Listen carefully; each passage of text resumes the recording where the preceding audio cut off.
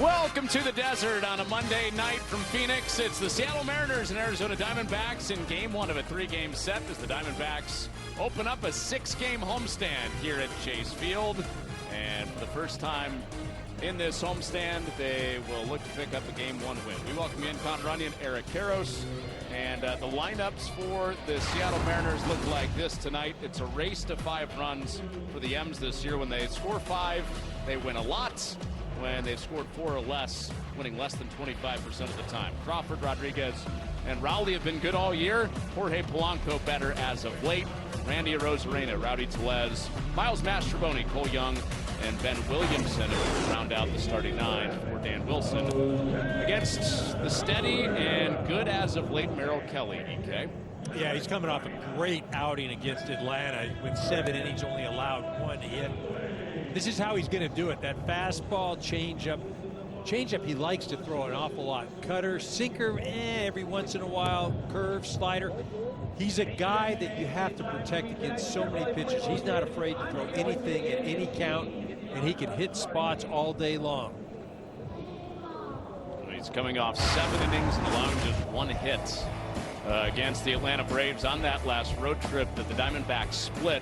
Lourdes Gurriel's in left tonight. Alec Thomas and Corbin Carroll flank him in the outfield. The former Mariner, Eugenio Suarez at third. Geraldo Perdomo, former Mariner. Ketel Marte at second. Josh Naylor at first.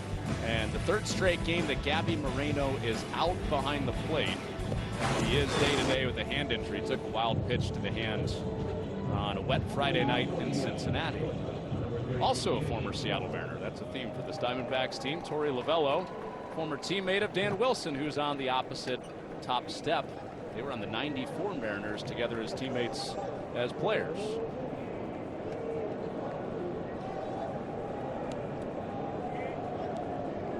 So J.P. Crawford climbs in as one of the big league's hottest hitters right now. And since the month began, hitting .429, leading all of baseball.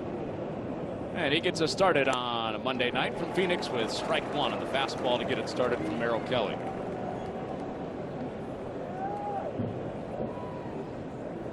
Seattle snapped a 5-game losing streak last night in their win against the Angels.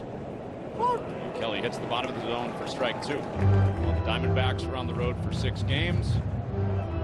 Swept the Braves and then were swept by the Cincinnati Reds. Yeah, sort of a tale of 2 cities coming out of Atlanta, especially with that big comeback win. They thought they'd carry that into Cincinnati, and it didn't happen. An irritating guy to put away to start this night for Merrill Kelly. J.P. Crawford, one of the best in baseball at seeing deep counts. Of course, 3 straight fastballs start the night. Kelly back at the 0-2. Fades a cutter outside. Yeah, Crawford not afraid to hit with 2 strikes. You'll see a lot of pitches.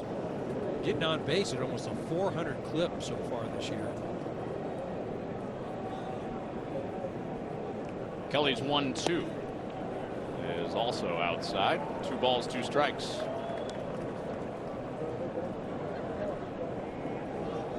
Top of this lineup for the Mariners has been good most of the year. Rodriguez and Rowley to follow. And here you go. Deep count for Crawford to start the night, battling back from 0-2. Yeah, deep count. Frustrating for Kelly just because he had those first 2 pitches. He's 0-2 and wants to put away Crawford, but a bit inefficient. Here we go, full count. And all the way back for J.P. Crawford. He draws the walk. And Kelly couldn't believe the call. He puts his opening batter on base with a walk. Yeah, already tied his amount of walks as he did in the last game against Atlanta. He went 7 innings, only 1 walk, 8 strikeouts. First hitter of the night he puts on base. Just 2 total base runners in that start, going 7+ and allowing just that one hit. Now Julio Rodriguez and hunting that first pitch fastball. And Kelly puts it past him for strike 1. One of the most dangerous first ball fastball hitters in the big leagues. Kelly keeps it away, grabs an early count advantage. Similar location, same pitch, strike 2. All right, so the first 2 hitters, Kelly has been 0-2 against. Crawford didn't work out so well. Ended up seeing 7 pitches and a walk.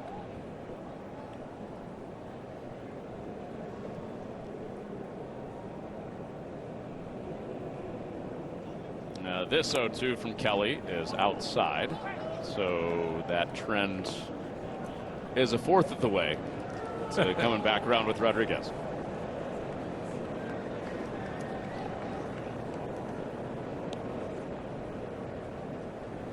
Now, this has been the pattern for Kelly this year, starting with fastballs and late count. They'll mix it up.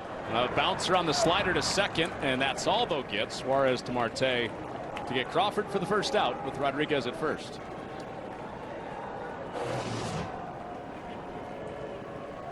You're talking about, here's the arsenal. You can see he likes to throw that 4-seamer, the changeup. We saw him go to a 3-2 changeup to Crawford, ended up walking him. That cutter is his out pitch. Sinker, he likes to throw it, especially to the lefties, righties. He just hasn't had a lot of success. Last game, he threw 9 sinkers to the left-handed hitters, 5 to the righties. We're talking to Torey Lovello about that. They'll challenge the pickoff throw. Call on the field on safe first base. Arizona challenge.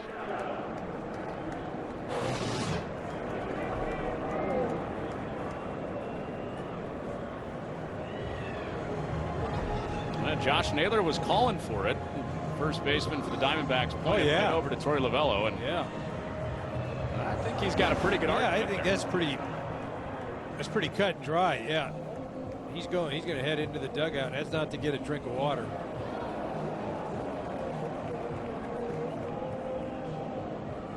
Not officially out yet, so I guess he could be going over to hydrate, but he ain't going to hydrate, Connor. He saw it on the scoreboard. We saw it pretty clearly too. Looks like Julio After review, Rodriguez the call on the field is overturned. The runner is out. Arizona retains their challenge. Okay, so Julio Rodriguez is out, and I guess theoretically he can go hydrate too. But a good pickup from Josh Naylor to alert the dugout on that. It'll be interesting tonight with Jose Herrera back there. He has not held runners well when he's caught for the Diamondbacks. And for Merrill Kelly, he gets to see Cal Raleigh with the bases empty. And first pitch changeup that he's out in front of for strike 1. An MVP candidate that has become a towering, popular figure in Seattle in quick time. And he strokes this ball to left, but it hangs up for Corbin Carroll. And the first comes to an end with the minimum to the plate. D-backs to the bat rack for the first time. Sometimes my moderate to severe plaque psoriasis gets in my way. But thanks to Skyrizi, I'm free to bare my skin.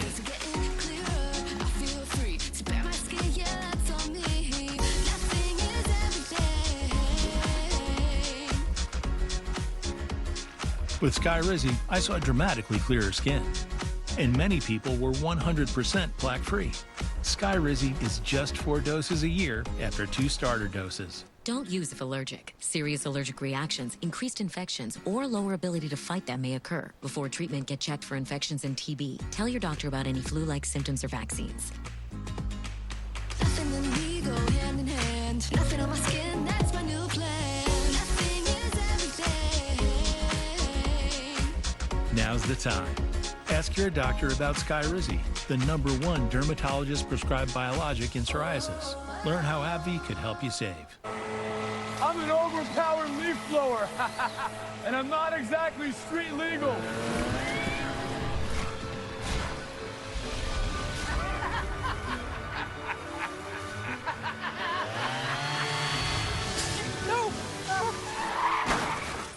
And if you don't have the right auto coverage, this could really blow your budget.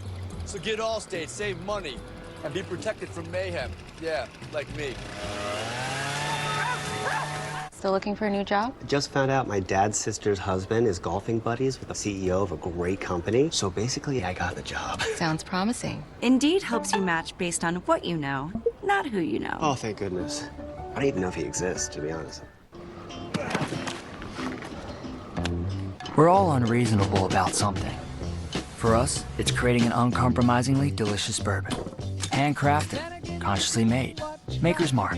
Perfectly unreasonable. Well, the D-backs are facing a righty tonight, which has usually been good news. They lead the big leagues in slugging against right-handed pitchers. And Corbin Carroll on the first pitch he sees flies it to deep left. At the wall, it bounces off the top and is over for a home run.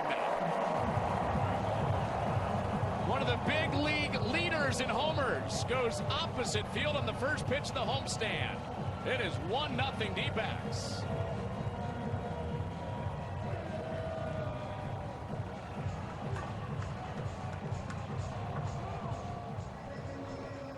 Yeah, Corbin Carroll not wasting any time. Ambushes the first pitch. A sinker stays up in the zone, hits the top of the wall, and bounces over.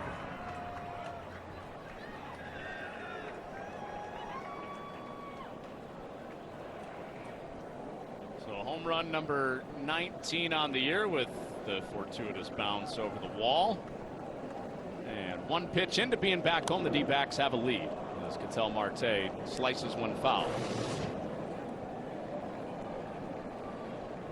Not a horrible pitch, and Carroll kind of feels like he just kind of sliced that thing, but he hit it to the right spot, one of the shortest parts in the ballpark, and you see it just hits the top part, that yellow strip on the wall.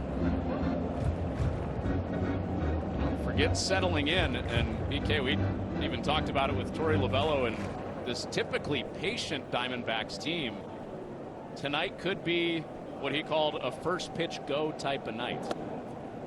But we didn't necessarily think he meant first pitch of the game. Right.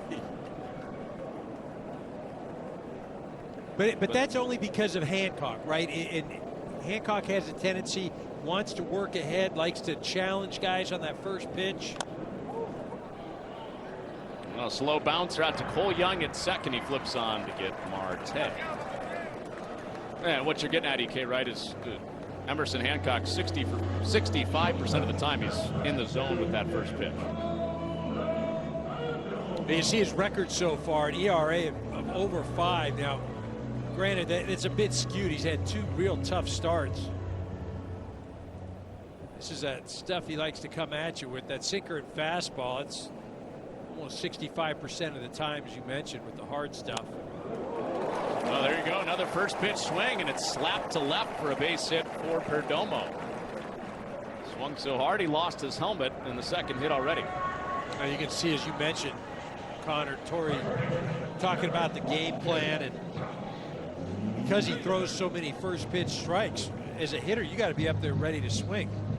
The first inning has not been kind to Emerson Hancock this year. 10 earned runs in 9 2/3 innings pitched, an ERA of 9.5, and that thing just jumped tonight.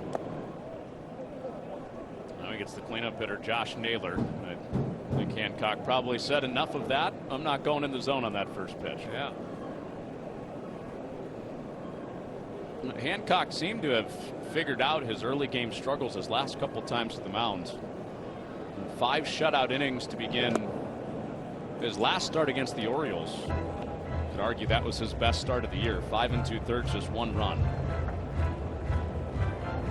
But on the first ever first pitch home run in Corbin Carroll's career, he made it 1-0. Naylor on the 2-0 strokes that to deep center. Julio Rodriguez in this big ballpark out in that part of the yard makes the catch as Perdomo tags and smartly moves up into scoring position with 2 outs.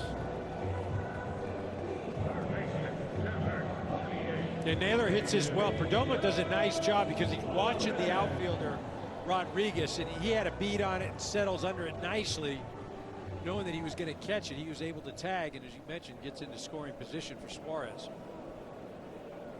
Well, here's another guy that is very dangerous on the first pitch. And Suarez gets underneath it on the first offering from Hancock. And Cole Young ends the inning. Corbin Carroll, before he can get all settled in, makes it 1-0. The new McCrispy Strip is here. Dip approved by ketchup, tangy barbecue, honey mustard, Sprite, McFlurry, Big Mac sauce, double dipped in buffalo and ranch, more ranch, and creamy chili McCrispy Strip Dip. Now at McDonald's. Ba-da-ba-ba-ba. Here's the thing about old ideas. If you don't let them in, they can't hold you back. The new GV70. Welcome to Genesis. In this image, how many zeros are there? What's even trickier than the 1% Club? Time is up. The host, Joel McHale. What dispensary do you work for? The 1% Club premieres this Tuesday. You're difficult. On Fox. If you're an executive, this shirt is a must-have in your closet. I was tired of floppy collars and shirts with sweat stains, so I got this shirt I saw on TV, and now I don't have to worry about any of that. I got it shipped in no time, and I switched from regular polos to this immediately. The brand is called Collars & Co. They make a regular stretchy golf shirt, but the top has a firm collar on it. I got rid of so many problems by upgrading to this. No dry cleaning needed anymore, and I'm free from uncomfortable long sleeves, and the collars stay stiff all day. Get 20% off using code TV at collarsandco.com. Being single for years. What would it do to you? Would it make you sad? Would it make you lose hope? Would it make you feel disconnected? I wouldn't know. Because I'm using datemyage.com. Grab your phone or laptop. Go to Date My Age. Get started for free. Join datemyage.com today. The MLB app's got game.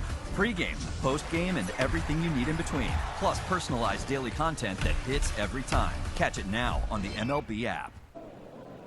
And that early run support for Merrill Kelly in his start for the D-backs.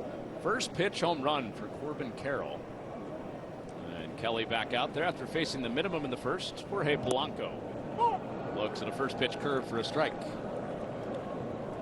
The Mariners are hoping that the last couple days, the fate is starting to turn for Jorge Polanco. He has hits in 4 straight games. And EK, he had maybe the biggest month-to-month mood swing in baseball with how hot he was in April and how cold he was in May. Yeah, they brought him back after last year, which wasn't a great season. And it looked like a brilliant decision the way the season started, but certainly has cooled. Up underneath the hands for ball 1. One of the 3 guys hitting in front of him, Crawford, Rodriguez, and Raleigh, have been begging for some help. Fades outside on the change, 2-2. There's 9 home runs in the first month, just the 1 in early May, and none since May 12th for Polanco. Count even to him. And Merrill Kelly, he's gotten in a habit early on. Get ahead, fall behind late. They did it the same with the leadoff hitter in the first inning, Crawford. Gone almost identical this time, just 1 less pitch to get to 3-2. Walked the lead man in the first. And contact through the right side for Polanco, who extends his hitting streak to 5 games with the leadoff single in the second.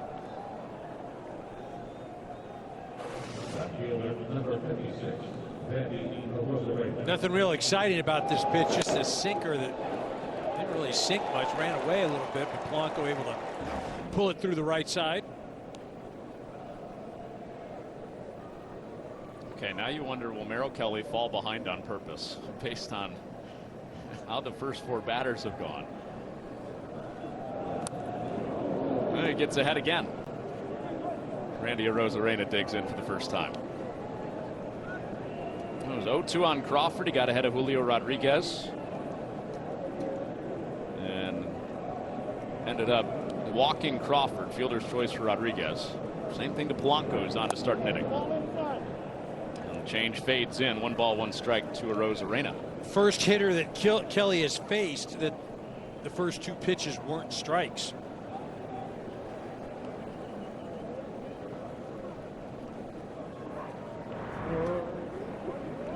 walked in the first. He picked off Julio Rodriguez, but Polanco's back in there safely.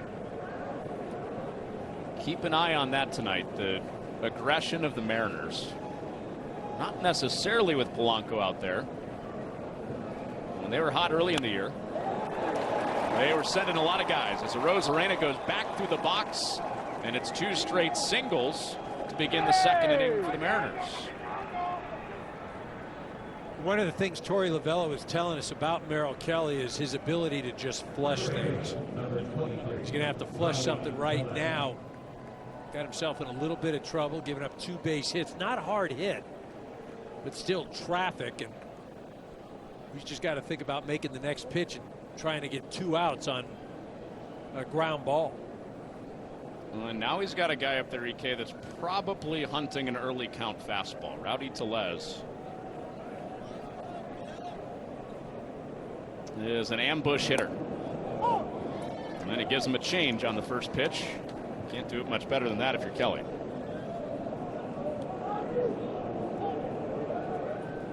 Tellez is the worst changeup hitter on the Mariners. Expect to see a heavy dose of that pitch tonight from Kelly. And it goes low in the zone and rolls up a ground ball. There's 1, and easy for Perdomo to turn it for 2. Now 2 outs in the inning with Polanco down at third base.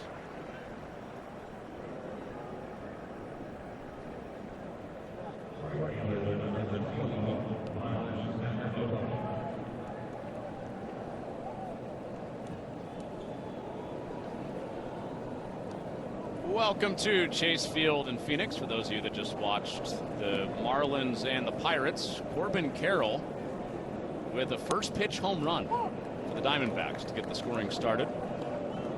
Former big leaguer Eric Karros, Connor Onion with you. First scoring chance for the Mariners with Miles Mastrobuoni getting the start out of the 7-hole tonight. Jorge Polanco down at third. Merrill Kelly fires home to him and grabs strike 2 with the fastball. Diamondbacks coming off a road trip 6 games away from Phoenix. They split those 3. Sweep of the Braves and were swept by the Reds. Mariners come in after snapping a 5-game losing streak yesterday in a 3-2 win behind George Kirby against the Angels. 0-2 with 2 outs. And that got a piece of Herrera, which is another painful moment for a Diamondbacks catcher, with Gabby Moreno out the past couple of nights with a sore hand.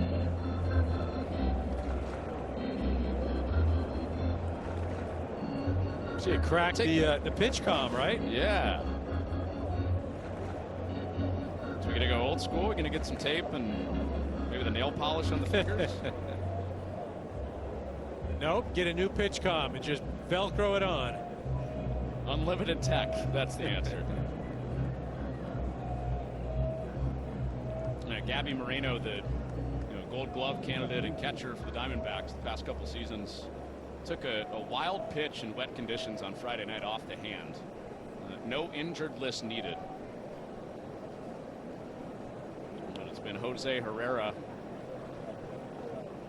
the last couple of days. And a swing and a miss on one of the best changeups in baseball to wiggle out of a jam for Merrill Kelly. Every great performance starts with a great night's sleep. Thanks to new Natrol Sleep and Restore, which helps me be this me, this me, this me. I'm kidding. To be my best at all of this, I have to be my best at this. Every great night's sleep starts with Natrol. New Natrol Sleep and Restore for your ultimate restorative sleep.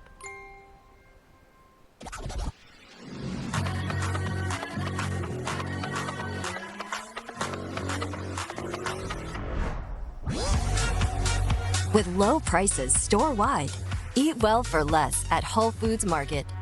Social Security started with a promise. You work hard, you pay in, so Social Security will be there for you. AARP has worked with our nation's leaders for more than 65 years to make sure America keeps that promise. And that will never change. Because it's your money. You earned it. we'll never stop fighting to protect and strengthen Social Security for you, your kids, and grandkids. We're AARP, and that's our promise to you. Taco Bell's $5, $7, and $9 Lux Cravings boxes give you a whole world of tasty indulgences, including the slow-roasted flavor of the Cantina Chicken Burrito. For less, choose your Lux Cravings box only at Taco Bell. The IndyCar Series roars into the heartland as Alex Palou looks to continue his legendary season with a win under the lights in St. Louis. Sunday at 8 Eastern on Fox. Welcome to the fastest racing on Earth. Saturday is Baseball Night in America on Fox, and historic rivals are at it again as Judge leads the Yankees against Devers and the Red Sox. Saturday at 7 Eastern on Fox. Emerson Hancock out for inning number 2 for the Mariners on the mound. And Lourdes Gurriel takes ball 1. After the first inning for the Diamondbacks, started with the first pitch, opposite field home run for Corbin Carroll. Back in there for a strike. So this series, EK has 2 of the best home run hitters in baseball. Cal Raleigh leads baseball, Mariners catcher. Corbin Carroll 5th in baseball. 1 pitch into the bottom of the first, home run number 19 of the year for Corbin Carroll. Yeah, both of these teams home run reliant. You know, when it comes to scoring, that's what they've been married to up to this point in the year. And it's, you know, it runs them into trouble too, because they're going to go in stretches where they don't hit home runs. And if you look at Seattle, I mean, one guy's hitting over 30% of their home runs. The guy back there receiving, Emerson Hancock, tonight. For Dan Wilson, he took over late August last year for Scott Service, and his first full year as the Mariners manager. He has the Mariners 2.5 games back of Houston in the AL West as we approach mid-June. Gurriel pulls this out to short. J.P. Crawford with the range over to the hole, and out number 1 at the bottom of the second. Road to the 2026 kicks off right now with the CONCACAF Gold Cup. Team USA takes on the best in North America. The journey starts on Sunday at 5:30 Eastern, only on Fox.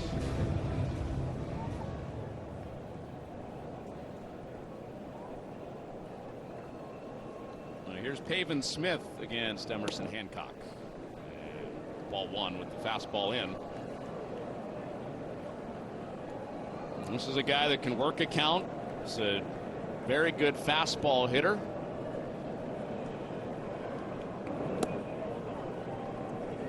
Doesn't hit as well against changeups and breaking balls. Hancock starts some fastball changeup for a 2-0 count.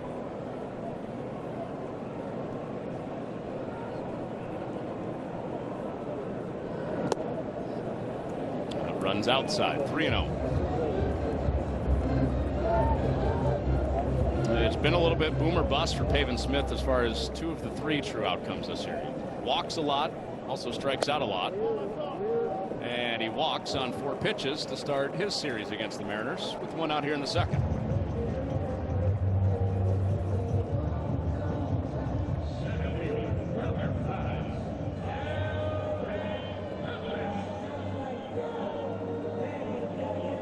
Here's one of the guys on the Diamondbacks road trip that was part of that, I think you could call it miraculous 9th inning in Atlanta the other day. We were down 6 runs in the 9th, 1 out. And Alec Thomas hit a 2-run home run that was part of a 7-run comeback, all with 1 out in the 9th inning. Yeah, it was a little bit of everything. Some home runs, base hits, 2-out base hits. Just kind of figured the Braves were 1 pitch away from winning that ball game, and never happened. Thomas fights off back-to-back pitches. After a game like that, you kind of figured that, all right, this is that shot in the arm that the Diamondbacks needed and could use. They take that into Cincinnati, and they have that suspended game and then have to play 2 games the following day and lose both, and then lose on getaway day. Thomas wraps it to first, off the glove of Tellez, and he hustles back to the bag, and Young gets him. Thomas, a fast runner. Not a sure thing on that ball pinballing, but out number 2 with Smith the second.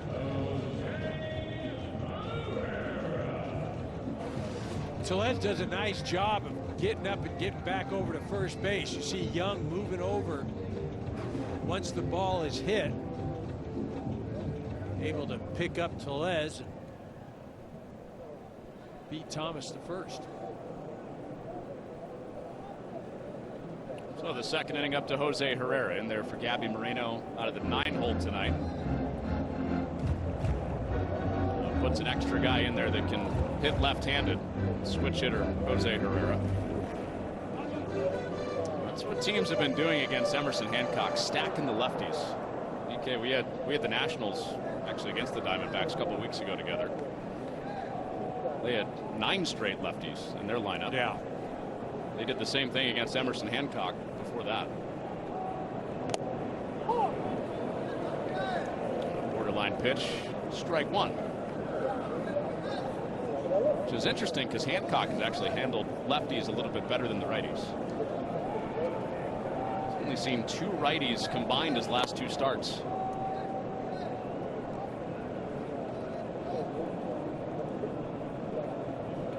And the lefties, those last 2 starts, are hitting 142. Pitcher friendly, opponent batting average there, 1-1. Ahead of him 1 and 2.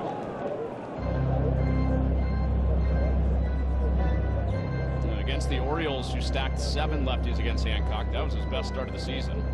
The Nats, who put 9 lefties in there, Hancock went 5 1/3, 2 runs.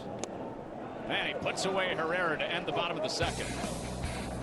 1-out walk is stranded, 1-0 through 2. I remember those biochem notes. It was 15 semesters ago to this very night. How old are you? Dozens of pages of incoherent ramblings. I'd hoped to finish by 2 a.m., but thanks. It's a Mac. You can just create key points.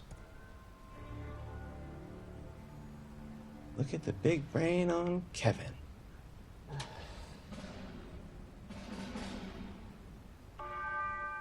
What's up, Carl Nation? It's your #1 broker with the best full-service wealth management skills in the biz. Actually, I'm seeing something from Schwab. Uh-oh. Yeah, Schwab lets you invest and trade on your own. And if you want, they can even manage it for you. Not to mention, Schwab has a team of specialists for taxes, insurance, and estate planning, all with low fees. We're experiencing technical difficulties. Carl. Schwab. Schwab, a modern approach to wealth management. Hey guys, there's a change in the air. 2 changes. 2 changes. The 3-row luxury TX, because everyone should feel like the center of the universe. Many people swear they've had stuffed crust pizza from Domino's before, so we invited some of them to a little taste test. Oh, that is the Domino's stuffed crust that you've said you've had in the past. Where's the pizza? Domino's has never made a stuffed crust pizza before. I'm at a loss for words. Until now, that is. Introducing Domino's first ever stuffed crust pizza. We didn't just stuff our crust with cheese. We use our delicious pan pizza dough and sprinkle garlic seasoning and Parmesan on top. It's Domino's first ever stuffed crust pizza. Try it for the first time tonight. This is phenomenal. Looks like we've told people Liberty Mutual customizes your car insurance so you only pay for what you need. For the last time. Huh. Shallow. Only pay for what you need. Liberty, liberty, liberty, liberty. Some M's fans in the house on this trip. Game 1 of 3 in Phoenix for the Mariners. Looking to win back-to-back games for the first time in June. Last time they won back-to-back games, this guy had a walk-off fielder's choice in his big league debut. The rookie, Cole Young.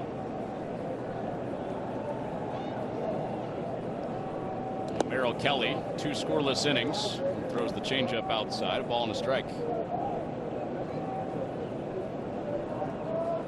In 24 hours, Young went from the 4th inning of a AAA game and getting pulled to playing in the big league game against the Twins in an 11th inning bouncer up the first base line. Won that game in walk-off fashion. A night, a swing, even though it wasn't his best swing, he'll never forget. What's funny about that moment, 2 nights earlier, EK, he basically did the same thing. Cole Young was playing for AAA Tacoma. Hit basically the same exact ball for a fielder's choice to the first baseman for a walk-off. 2-2. I like the idea of the walk-off. That always sounds good. But I'm not so sure I get real excited when it was a fielder's choice walk-off. Now, I'll take that in the big leagues. I'll take that all day long. Doesn't count in AAA? No, it can't, you know. I mean, I'd like to, you know, I walked it off with a base hit. Walked it off with a sacrifice fly. I walked it off with the fielder's choice. Although I did see in a minor league game the other day, a walk-off on a balk.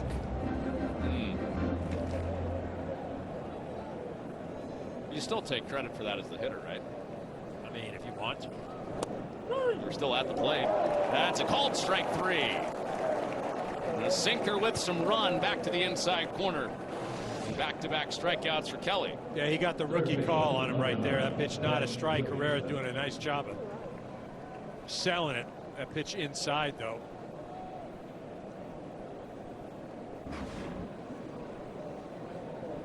So Kelly retires the lead man for the first time tonight. Walking a single in his first 2 innings. And back-to-back rookies in this lineup for the Mariners is Ben Williamson. How about comes in and takes strike 1? Yeah, how about Kelly? All 9 hitters so far that he's faced, first pitch strike.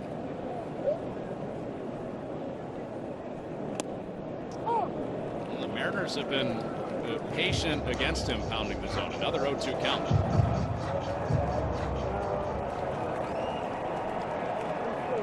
That hasn't guaranteed success. 9 batters in. Crawford walked. Polanco singled when he got into an 0-2 hole. And now it's Williamson trying to turn the lineup card over for the first time. Here's the 0-2. And a bouncing ball over to the second baseman, Marte. And the former Mariner throws out Ben Williamson for the second out. Suit up this season at MLBshop.com. Check out the largest selection of authentic jerseys, caps, hoodies, t-shirts, and more. Visit MLBshop.com for your favorite team gear and today's special offer.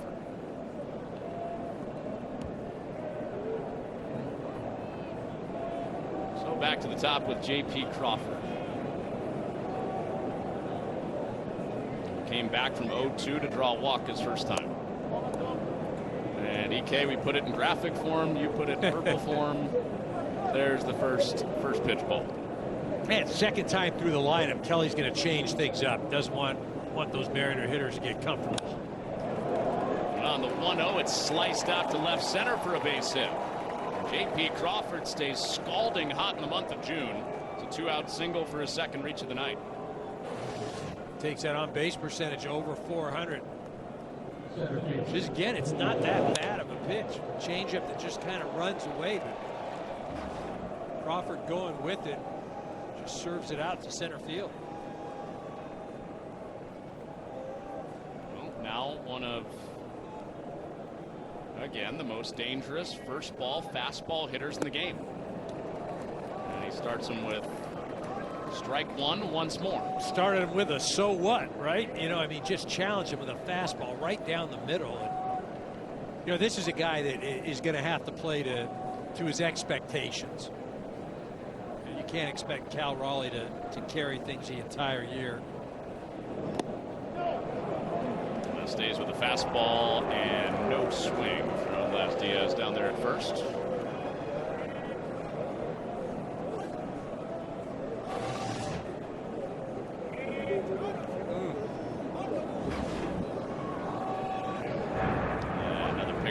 Not in time.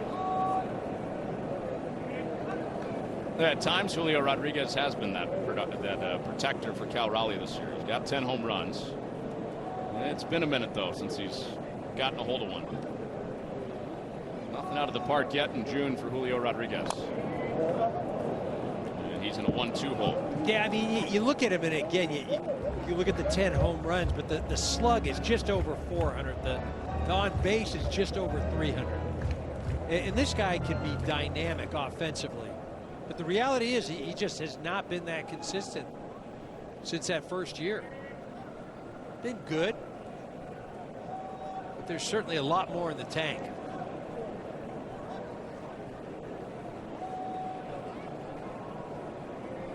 He's been better in the second half of the year. Even 300 after the All-Star break. 1-2. And did he this time? Yes, he did. Change-up got him. And Kelly with 2 strikeouts out of the third, still scoreless.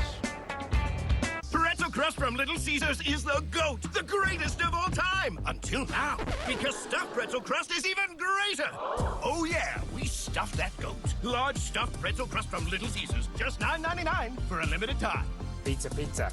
You're seeing Skechers' famous glide step footwear everywhere. And now that famous design is available in hands-free Skechers slip-ins. Get the comfort and style of glide step now with the convenience of slip-ins with no bending down or touching your shoes. Try glide step Skechers slip-ins. The salt on that Dos Equis could have ended up in a half-empty pantry. But now, it's lucky enough to find itself circling a crisp, refreshing dressed Dos Equis. Congratulations, Salt. Crushes it. They thought it was gone. But with anyone else, it just might have been. Rodriguez at the wall. Impossible catch. If you're an executive, this shirt is a must-have in your closet. I was tired of floppy collars and shirts with sweat stains, so I got this shirt I saw on TV, and now I don't have to worry about any of that. I got it shipped in no time, and I switched from regular polos to this immediately. The brand is called Collars & Co. They make a regular stretchy golf shirt, but the top has a firm collar on it. I got rid of so many problems by upgrading to this. No dry cleaning needed anymore, and I'm free from uncomfortable long sleeves, and the collars stay stiff all day. Get 20% off using code TV at collarsandco.com. The power of duos. Fox Wednesday, double Gordon. Look at this place. You have to be kidding me. Damn. Means double trouble. Stop cooking. This restaurant is closed. First, MasterChef Dynamic Duos heats up. 2 is better than 1. I'm expecting fireworks. Then on Secret Service, Gordon's on a mission to save struggling restaurants. So gross. You should be ashamed. I'm not ashamed of the 4.6 rating. There's rat droppings everywhere. Where's that on your rating? All new MasterChef Dynamic Duos, followed by Gordon Ramsay's Secret Service, Wednesday on Fox. Back to the opening matchup at the bottom of the first. Emerson Hancock against Corbin Carroll.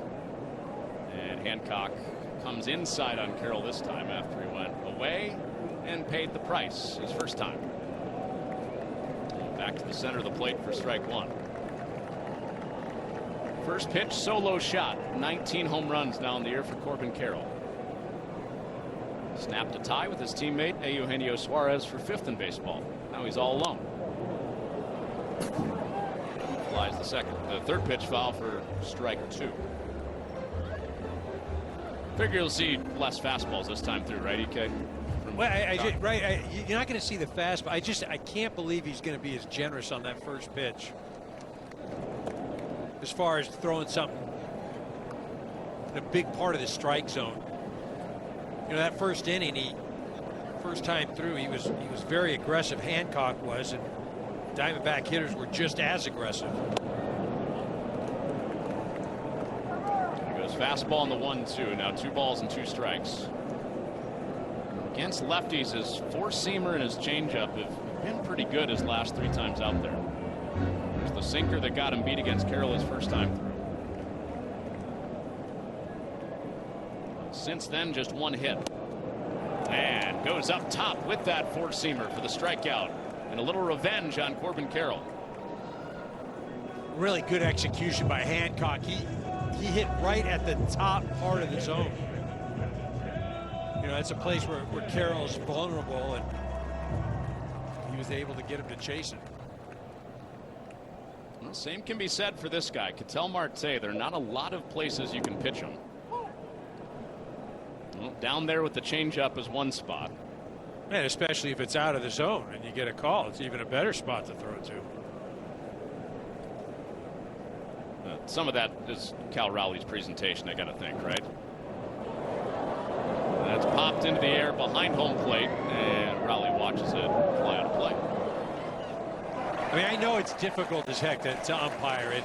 Just as hitters go through stretches where they don't see the ball very well, you know, umpires, I have to imagine, have games where I'm not picking up the ball great. Certain things look one way, but you hit it right on the head. If a catcher can steal strikes, the presentation.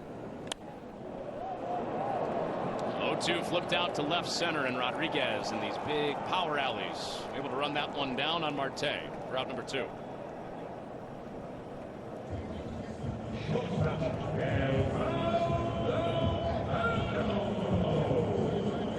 Against the fastball, especially the four-seam fastball, slugging his way down, the average is way down. That four-seamer that he struck out Corbin Carroll on. EK, nobody has a hit as a left-hander against his four-seamer in 3 starts. Well, and you see where he lives with that. He did the same thing to Perdomo right there. He lives at the top of the zone. That thing has some carry, has some ride to it. But it has been an effective pitch. But he's also, where his location is, has been very efficient with that thing. Again, that four-seamer at the very top part. 3 straight to Perdomo. First one hit, second 2 out. A real interesting matchup here because Hancock usually gets early count contact. Perdomo can be up there for a while. He watches ball 3. Well, been a host of non-competitive pitches for Hancock right now, just with that four-seamer. He's determined to try to garner a strike with it. And it comes back with the sinker, and it's popped up. And that fastball keeps on humming for Emerson Hancock. Heavy dose of him in a 1-2-3 third.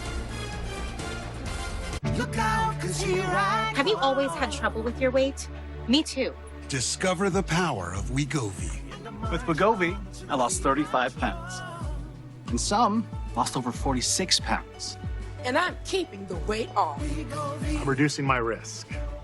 Wegovy is the only weight management medicine proven to reduce risk of major cardiovascular events such as death, heart attack, or stroke in adults with known heart disease and obesity. Don't use Wegovy with semaglutide or GLP-1 medicines or in children under 12. Don't take if you or your family had MTC, MEN2, or if allergic to it. Tell your provider if you plan to have surgery or a procedure, are breastfeeding, pregnant, or plan to be. Stop taking and get medical help right away if you get a lump or swelling in your neck, severe stomach pain, or any of these allergic reactions. Serious side effects may include pancreas inflammation and gallbladder or severe stomach problems. Call your prescriber if you have any of these symptoms. Wegovy may cause low blood sugar in people with diabetes, especially if you take medicines to treat diabetes. Call your prescriber about vision changes, if you feel your heart racing while at rest, or if you have mental changes. Depression or thoughts of suicide may occur. Common side effects include nausea, vomiting, diarrhea, constipation, stomach pain, flu or upset, headache, feeling tired, dizzy or bloated, gas, and heartburn. Some side effects lead to dehydration, which may cause kidney problems. With Wegovy, I'm losing weight. I'm keeping it off. And I'm lowering my CV risk. Ask your prescriber about Wegovy. A little blue mischief is landing at Tropical Smoothie Cafe. We're blending up a new flavor, the Ohana Breeze Smoothie.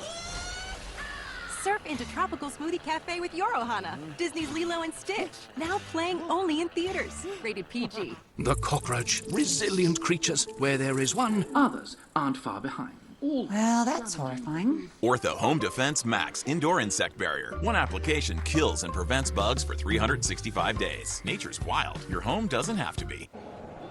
A gorgeous night in the desert for game 1 of a 3-gamer. Connor Onion, Eric Karros. A couple of teams that expect to be playoff contenders, trying to get things turned around in the early part of June. Diamondbacks come in a couple of games under 500. And Cal Raleigh and the Mariners snapped their 5-game losing streak yesterday. Matchup number 2 with Kelly and Raleigh starts 1-1.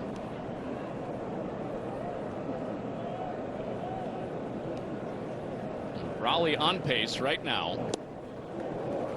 He swings through the curveball to have the best hitting season for a catcher ever, and that is not hyperbole. He's on pace right now for over 60 home runs. He drops a curveball on him right in the center part of the plate. Yeah, he started off in a fantastic way. You talk about, projected, and if he keeps it up, the season does not discriminate whether it's a team or a player, and it's 4 months to go of baseball, and especially playing as demanding a position as he does. He lofts this, a long run for Gurriel, who stops in that triangle between Suarez and Perdomo and takes away a potential lob job hit for Cal Raleigh for out number 1.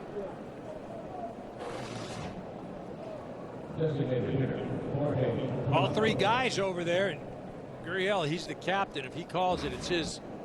Perdomo peels off.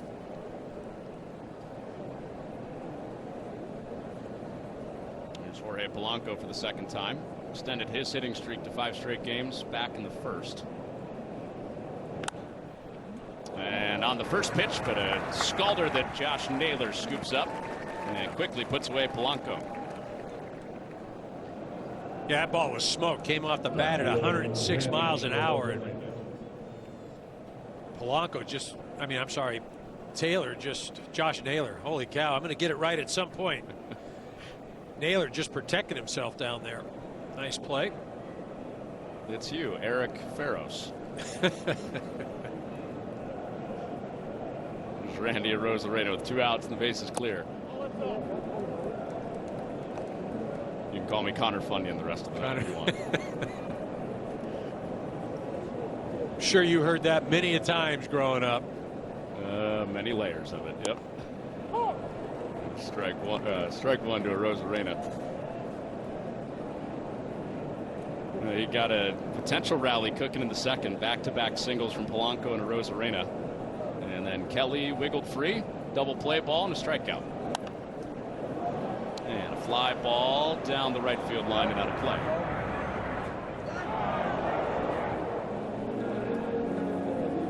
Arozarena struggled against righties and against fastballs this year. Seen Kelly attack him with high fastball after high fastball. Which is interesting, right, for Arozarena when he was the Rookie of the Year with the Rays and was an all-star. He crushed fastballs. And a late swing on that one for another chance. Yeah, that superpower just kind of seems to have evaded him. And it started really last year. And last year, he could not hit a fastball. And that was something that you just didn't want to throw him one. But he has not been able to recapture that ability.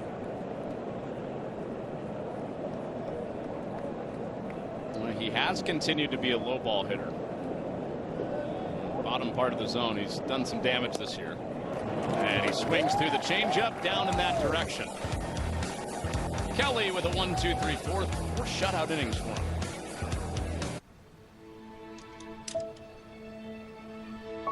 With wet AMD, I worry I'm losing sight of the world around me. But now, I can open up my world with Vabysmo. Vabysmo is the first FDA-approved treatment for people with wet AMD that improves vision and delivers a chance for up to 4 months between treatments.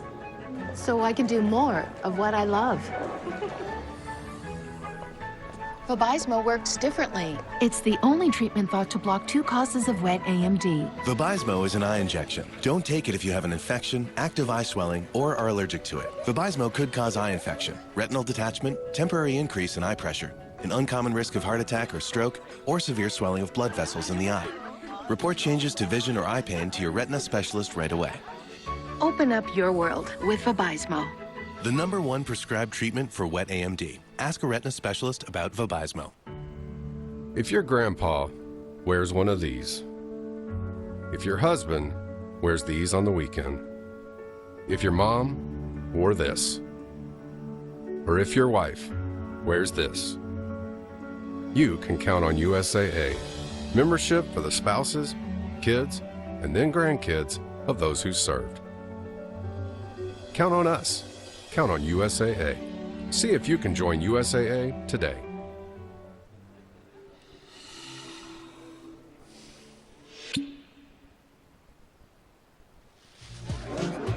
Whatever the moment, make it a cocktail on the rocks.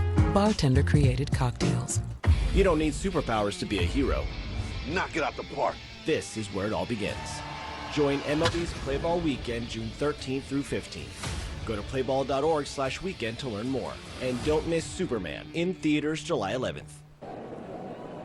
4 shutout innings from Merrill Kelly, taking what he did in Atlanta for the D-backs. And has come right back into this homestand with 4 shutout. Emerson Hancock has allowed just 1 run. The first pitch, Corbin Carroll home run for his 19th of the year. Since then, he's allowed just 1 hit. Full cycle through the Diamondbacks lineup. Josh Naylor gets this inning started, and he strokes that foul and into the protective netting. Yeah, both pitchers have thrown really well, and as you mentioned, it first pitch of the game, and not only was it the first pitch of the game, but it bounced off the top part of the left field wall down in the corner and headed over. Only run so far this evening for either ball club. We've seen a couple of those swings from the Diamondbacks tonight, DK. We saw Perdomo do that. And a lid lifter for Josh Naylor for strike 2. So either real explosive swings or bad measuring by the equipment guy for the helmet issue. Saying heads have expanded and contracted yeah. the year. In the hey, late 90s. that happened in the 90s. I was going to say, the late 90s, that meant something different.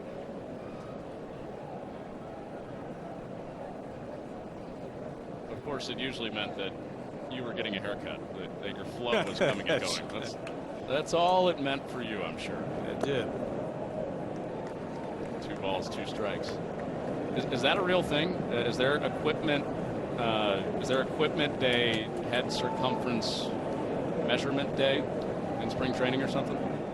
No, you just go there, you try on a helmet and say this fits, and that's what it is. Nobody's getting any measurement for that. You got to try it on, right? Now the pants, that's a different deal. They usually have somebody, a tailor in there, and they're measuring and all that.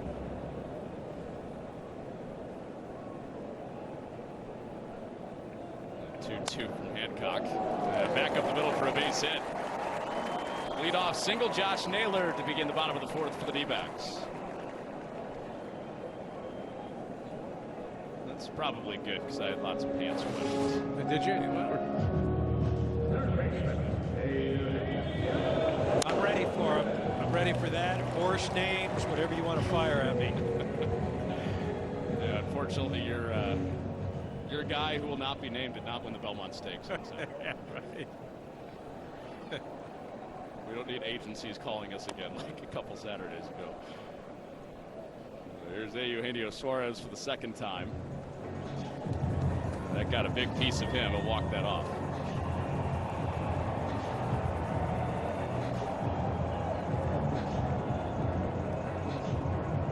The series last year that the Diamondbacks played in Seattle, that was Eugenio Suarez's homecoming since he played 2 years in Seattle. The ovation he got, it really felt like he had been in Seattle for longer than that. How the city embraced him, how it was reciprocal from him. Got a standing ovation before his first at-bat on that Friday night. Well, not only a solid player, but has a reputation of being one of the best teammates, one of the best clubhouse guys. Him and his good vibes only mantra resonated in a big way with Suarez and the Mariners going on that drought-busting playoff run in 2022. Back through the box, but Young well positioned to Crawford for 1, and the submarine on to first for a double play. Sunday, another chapter of IndyCar with the fastest racers in the world heading to St. Louis. The IndyCar series continues Sunday at 8 p.m. Eastern on Fox.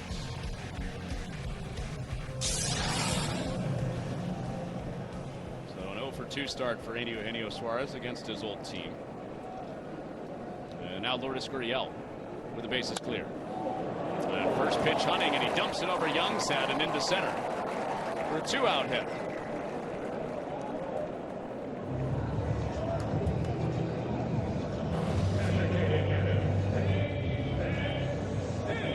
Hancock trying to go down in the zone with that sinker. Uriel not having any of it. Shoots that ball into center field. Double play looming large now. So Hancock against Pavin Smith, and ball one. For a matchup of guys that were almost minor league teammates. Pavin Smith, first overall pick in the 2017 draft for the D-backs out of Virginia. And Emerson Hancock was the 38th round pick. He didn't sign that year. So they would have been minor league teammates and maybe made their way up to the big leagues together. How about the guy in the middle? Never heard of him. Who is he? A decent pitcher for some team. Weimer's Detroit Tigers. Yeah, some team playing in the American League, huh? Man, what a season they're having, huh? A.J. Hinch and the boys. Tarek Skubal. How about Tarek Skubal the other day finishing the game, a 9-inning game, with a pitch over 100 miles an hour? Crazy.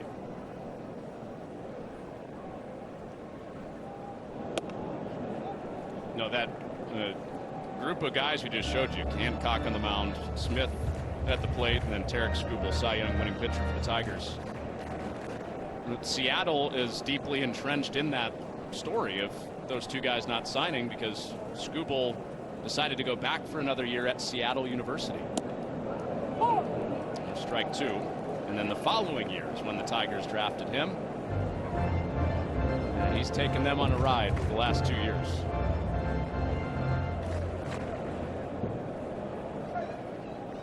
Hancock and Smith in different dugouts tonight. Facing off on a 3-2. And a ground ball foul.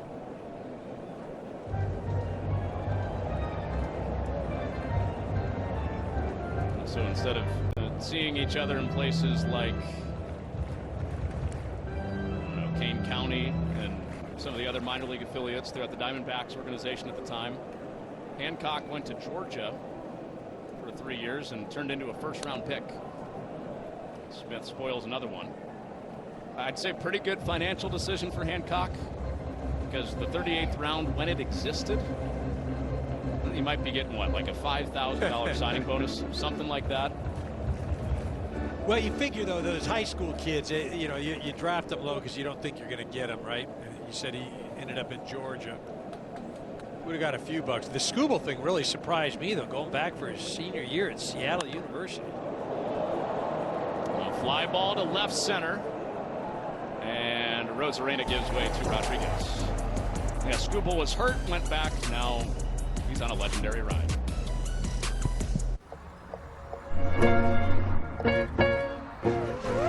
You gesture, the world responds.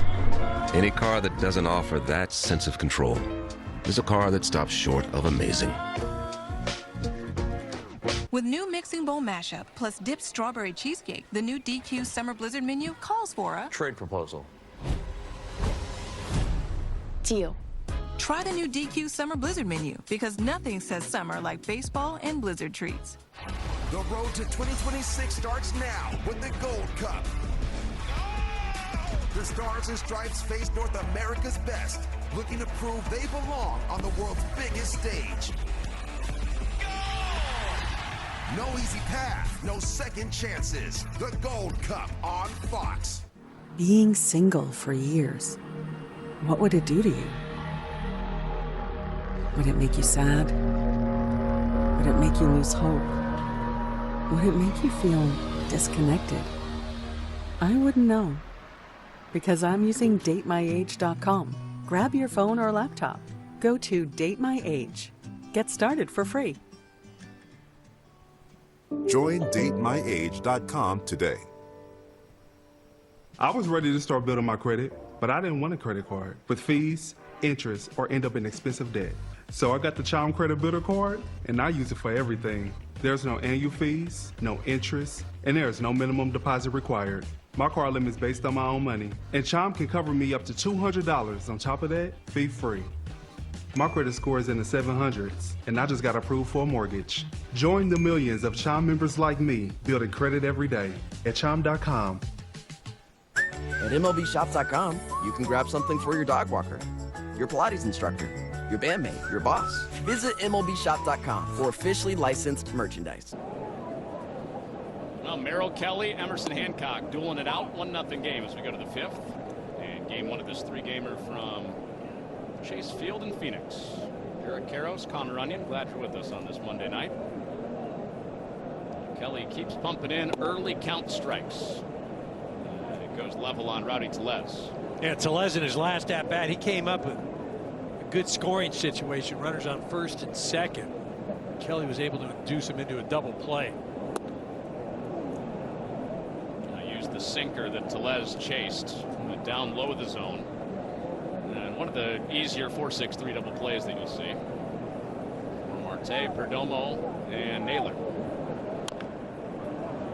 Another big bouncer evens up the count 2-2. Kelly going back to last week when he went 7 shutout with just 1 hit against the Braves. This is now 11 consecutive innings without an earned run.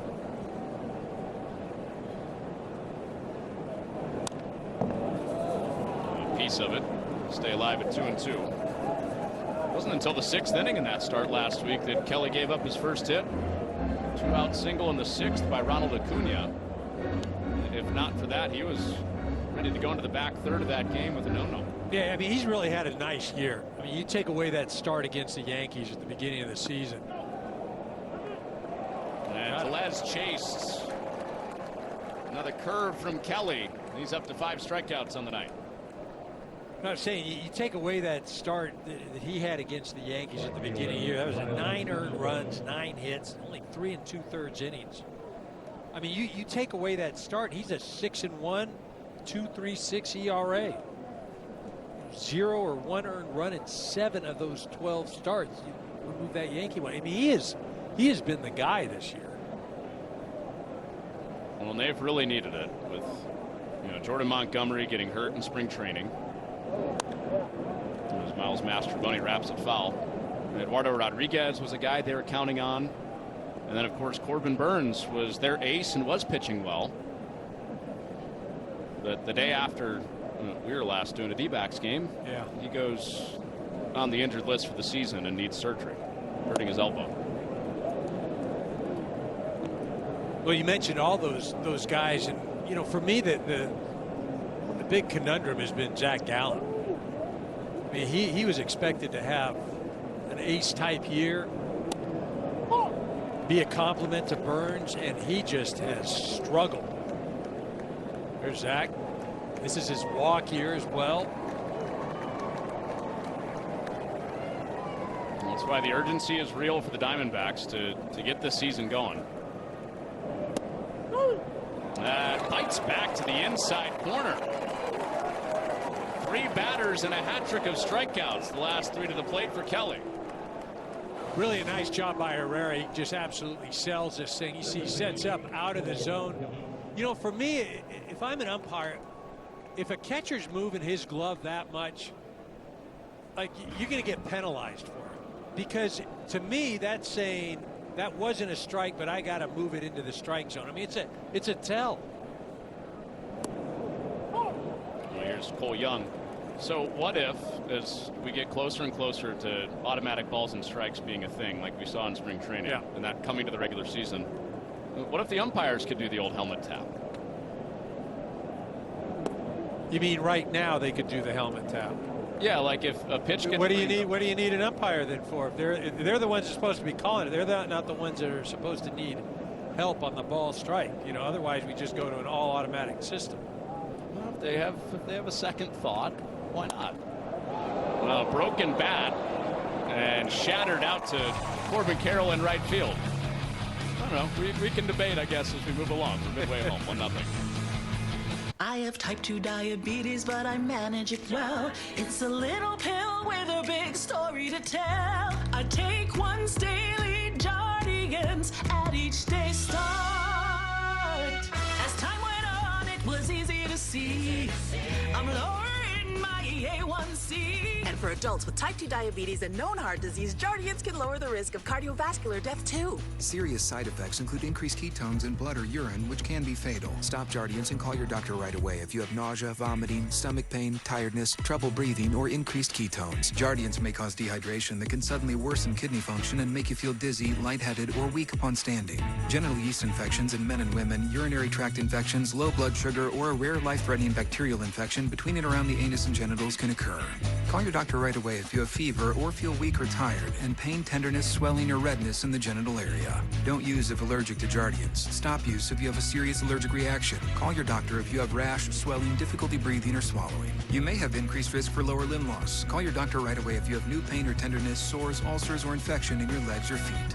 Jardiance is really swell, the little pill with a big story to tell. For the professional, it's not enough to possess knowledge. We seek to refine it, to wield its power, to redefine its boundaries. Knowledge is put to the test in every GMC Sierra. Or current eligible GMC owners get 0% APR with a total value of over $11,000 on this Sierra 1500 model. We are professional grade. Box. This summer, make KFC your go-to pit stop for $7 Phillips.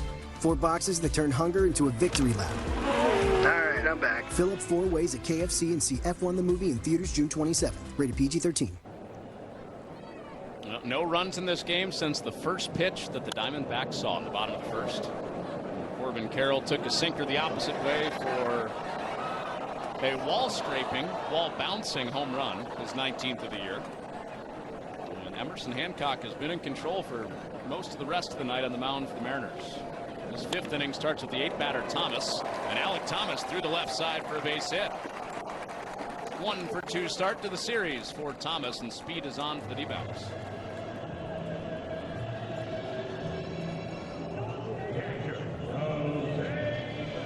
All right, EK, what have you seen from Hancock? Why has he been so good? Been able to move the ball around, and he's lived at the top of the zone against the left-handed hitters. He's had that riding four-seamer. And outside of the one pitch to Corbin Carroll, which wasn't that terrible of a pitch, he's shut down a pretty decent offensive ball club. Well, it's been back-to-back starts now for Hancock, and you do wonder. Logan Gilbert, there was some thought that maybe he could come back this week. He's been on the injured list for a little over a month. At the time, the Mariners all-star pitcher Gilbert was leading baseball in strikeout rate, but you do wonder, with him coming back soon, what's that mean for Emerson Hancock and his spot in the rotation? Well, I mean, Herrera shows a bunt again. Right, for Hancock, all he can do is go out and throw. Right, he's going to have to make it a difficult decision for Seattle. What happened, where are they going to go? And it's almost audition time right now. You're getting graded every time you go out. Herrera does get a good bunt down, and Hancock throws him out. With the 9-batter, Herrera sacrifices Thomas to second. You can scan that QR code right now to vote for the All-Star Game. Scan the QR code for your 2025 Pro Spirit MLB All-Star ballot daily, or visit MLB.com/votes. Guy coming to the plate. He'll likely be there like he was when the All-Star Game was in Seattle a couple of years ago, his hometown. Corbin Carroll is a rookie, was at T-Mobile Park. One of a bunch of friends and family. I think the guy standing right behind him has as good of a shot to anybody to start that game for the first time. Cal Raleigh. I think it would have to be a major lull in June for him not to be the American League starting catcher.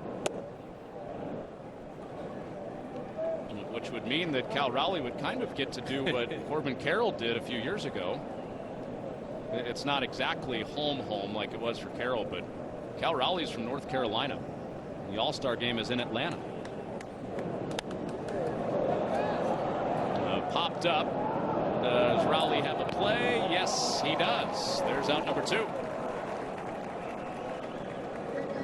You see where Hancock, you talked about, how has he been effective? You see where he goes in that pitch right there. Goes at the top of the zone, with that four-seam, just ties up Carroll, the left-handed hitter. Remember, in the previous at-bat, he went to the top of the zone, got Carroll to swing through it.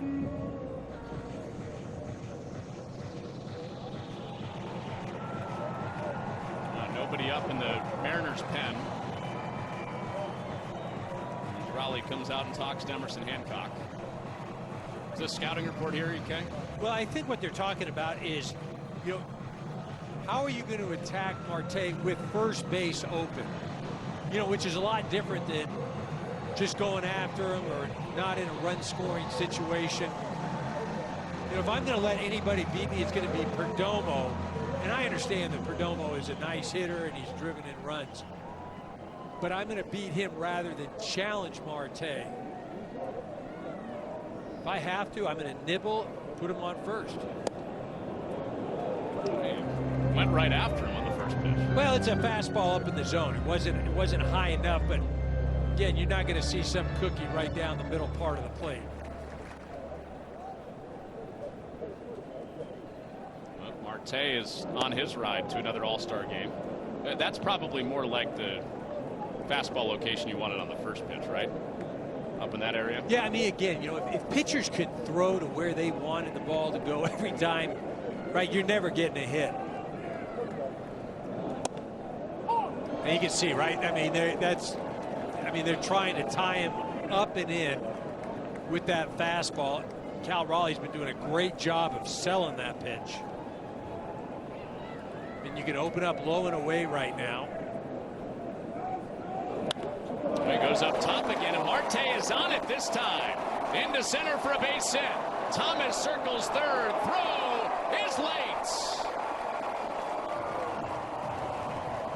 Marte covering the upper portion of the zone. He makes it 2-0 in the bottom of the 5th. Now, I didn't really like this pitch right here. I like the up part, but watch where Cal goes. He's out over the plate. They just tied him up hard inside twice. So if you're Marte, you're thinking, all right, he's going to throw something high. That's where they're trying to get me out. They do him a favor by throwing it out over the plate.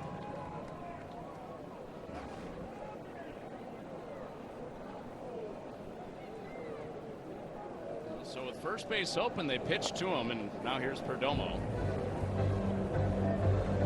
I thought somewhere in that sequence we would see him bury a changeup. Well, you could bury a changeup to go back hard up and in, but you saw he couldn't do anything with the up and in pitch. That's why I didn't understand. Hancock threw it right to the spot. They wanted fastball up, out over the plate. They'd love to have that back. And the scout on Marte is he does struggle to hit pitches up in the zone. If you're going to attack him with fastballs, which he generally hits very well, up toward that top rail is where to go after. But you just saw pitches inside he had no shot on. So why are you going to go out over the plate? That's the befuddling. I'm with you. And on top of that, yeah, Raleigh's been doing a great job of selling that pitch too. That inside pitch. I mean, they tried to go there again right there. One of the best in baseball back there and getting that call, Cal Raleigh. And a red light all the way for Perdomo. 3 balls and a strike. Perdomo has moved up to the 3-hole. He hit out of the 9-hole the first 2 months of the year. And another one that equipment staff might have to measure on the lid.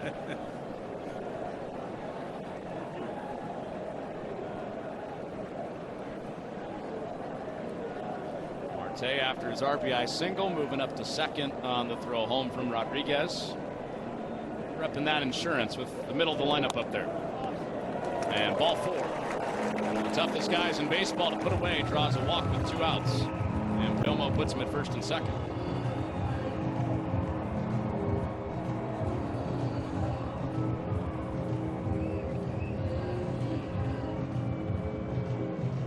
Emerson Hancock Hancock gets a visit after he was cruising. Pete Woodworth, the pitching coach, was retained from Scott Service's staff. And now in the first full year with Dan Wilson.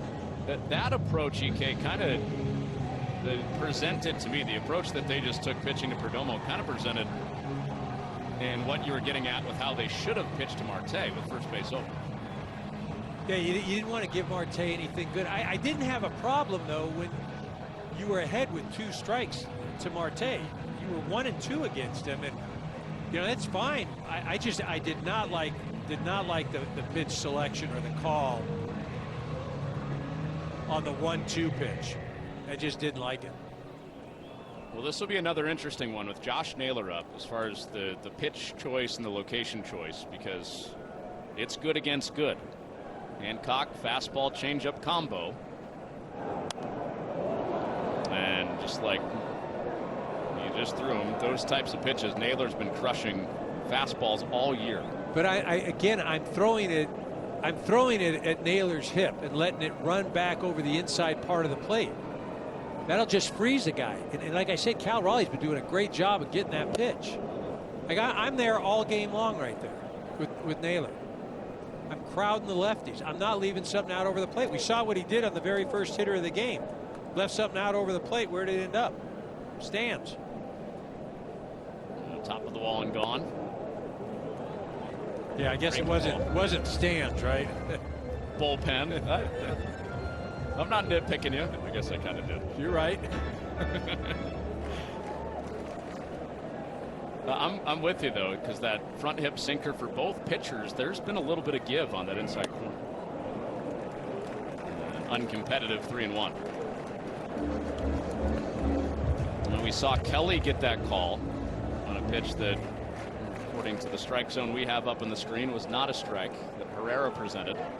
And Raleigh has stolen a couple of those, too, from the sinker from his pitcher, Hancock.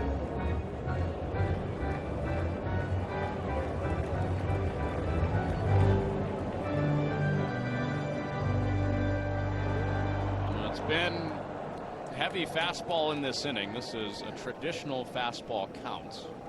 Hasn't been a guarantee with Hancock. Flipped in decent amount of changeups, and this time a slider, but out. And that loads up the bases with 2 outs.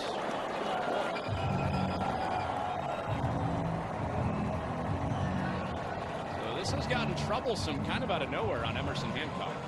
2 outs and a man on. Single, walk, and a run in, and the base is now loaded. Yeah, I mean, it looked like he was going to get out of this thing when he got Carroll to pop up to the catcher. You mentioned he was 1-2 against Marte. And things have kind of gone south since. Now he gets Eugenio Suarez, the team's second best power bat, behind Corbin Carroll up there with nowhere to put him. Cal Raleigh's having comm issues.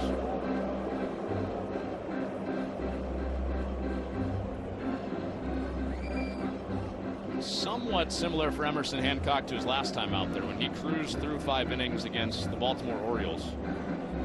Was through 5 innings with a shutout to his line.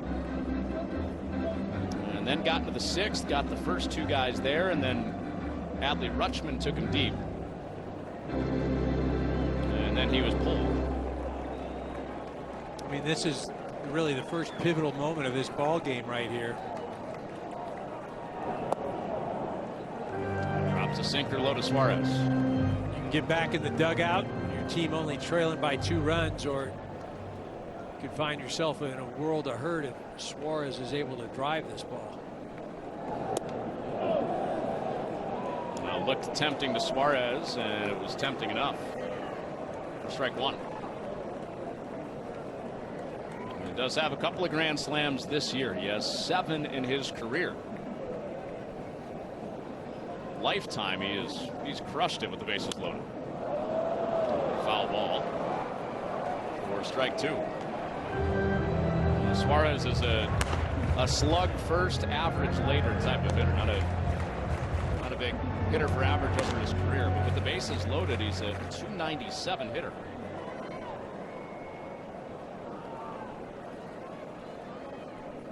Hancock trying to make it minimal damage. The 1-2 is in there for a called strike 3. That gets him out with the bases full, but Ketel Marte makes it 2-0 on an RBI single.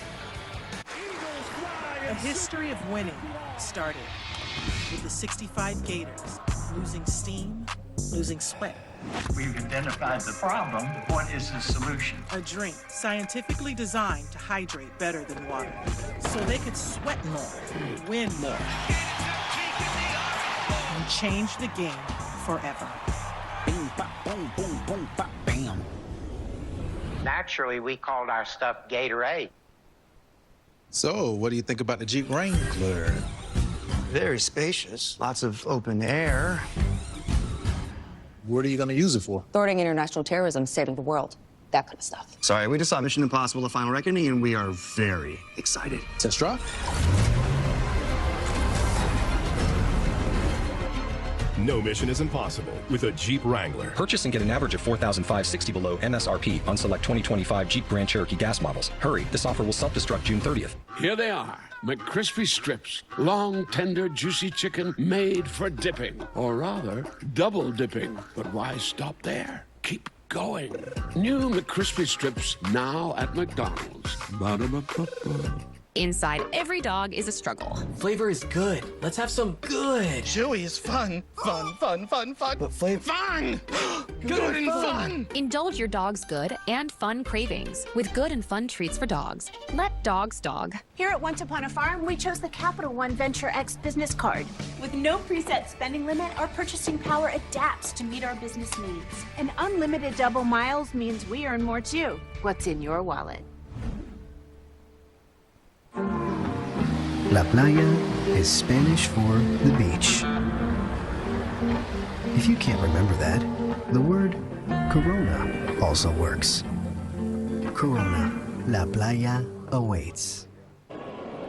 Ketel Marte RBI single makes it 2-0 D-backs following up Corbin Carroll's first inning home run. But Emerson Hancock stranded the bases loaded to keep it a 2-run game. So now Merrill Kelly back to work. 14 straight scoreless innings for Merrill Kelly as he gets 9, 1, and 2 in the Mariners lineup here in the 6th. Williamson lofts it foul for strike 2. Kelly just 3 hits, 1 walk, and he's kept that pitch count in a decent spot. 69 pitches coming into this inning, up to 71 with those 6 strikeouts. And Williamson did hold up. Well, he's been so good at getting ahead this evening. Only 3 hitters have seen a first pitch ball. Almost bit back to that outside corner. The walk had begun around the mound for Merrill Kelly.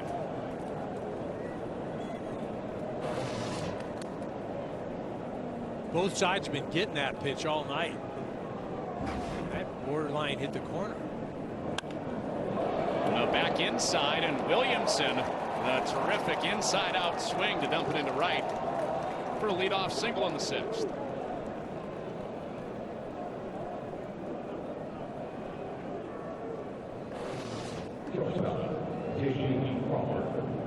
Yeah, this pitch just barreling in on him. He's got an inside out swing. That's kind of the way that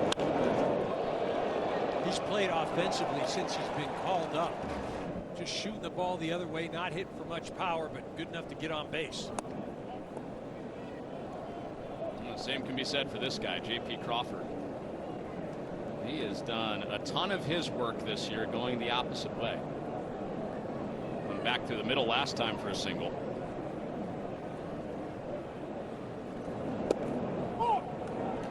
Which you figured was a good recipe to have Williamson and Crawford stacked in this lineup tonight for Dan Wilson, because Kelly works both-handed batters low and away. Went inside on Williamson, he still shot it the other way.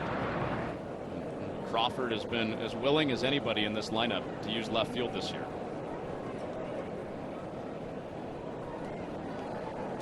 This is the start of the 3rd time through the lineup for Kelly.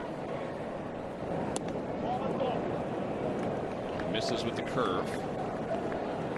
That's typical for most pitchers, right? You start to see the average, the slug, the on-base balloon as you go third time through. Third time through, you know, obviously guys seeing you a couple times, you're getting a little winded, but Kelly's been so efficient tonight.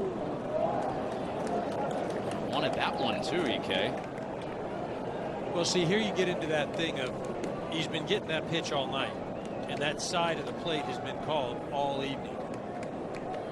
And not only there, Crawford, but there was a pitch to Williamson. Here we go, Naylor asking. Gonna go again? Yeah, he's asking for it. He pointed. Naylor was right in the first inning. Second batter of the game, they picked off Julio Rodriguez. The field is safe at first base. Arizona's.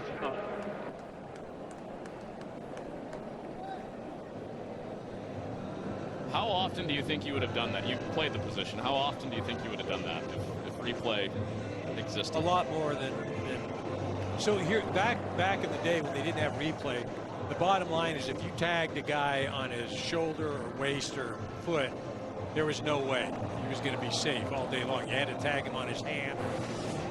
But as we've seen, you know, throughout the years since we've had replay, that was earlier. That wasn't just now. That was before. Yeah, that was Rodriguez. Yeah. So you can't sit there and say, yeah, see, he's out again. Yeah. Ben Williamson, the runner here. But I think more than anything is, you know, that the replays have shown that, you know, sometimes, it's quicker if you're just trying to tag the guy on his foot or the closest part of his body rather than trying to reach for the hand or lay the glove in front of the bag.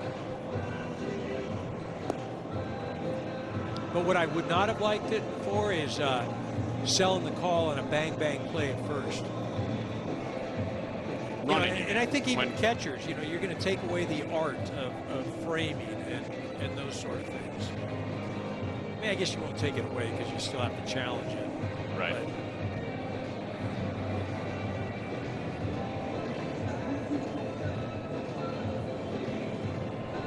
But based on what we've seen, I'm leaning towards stands.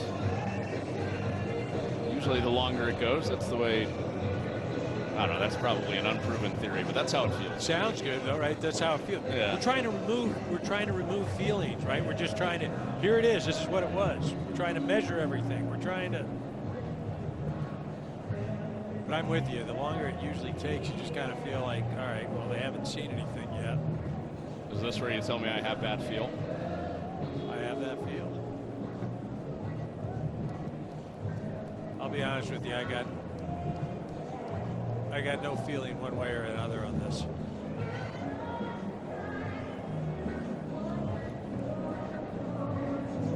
Call on the field was that Williamson was safe.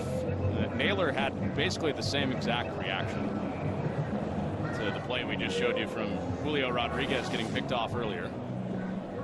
The difference here has been Williamson has he's not started to walk back like Rodriguez did. I think you can assume there on that look, but I don't think you can definitively tell. After review, the call on the field stands. Arizona loses their challenge.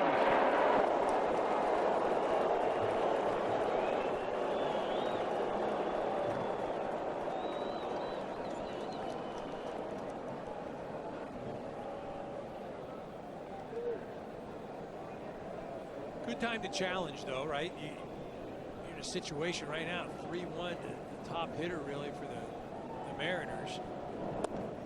Now you got a problem. Yep, leadoff single. Now a walk to Crawford, who's reached all 3 times tonight. And the big fellas are coming up. Julio Rodriguez for the 3rd time tonight. Kelly found himself in this situation a little earlier in the game, actually in the 2nd inning, where the first 2 hitters reached base. Rowdy Tellez came up and he was able to induce him into a double play. Looking for the same thing right now with Rodriguez. Try and use his aggressiveness against him. He has a tendency to go after the first pitch. If he gets excited, wants to drive in a run, and goes after something to get a double play. Jalen Beeks has started soft tossing at the base of the mound of the Diamondbacks bullpen.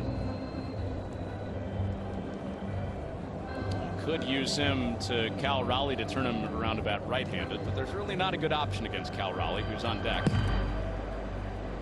It doesn't look like he's going to be ready by the time Raleigh comes up. He's on deck.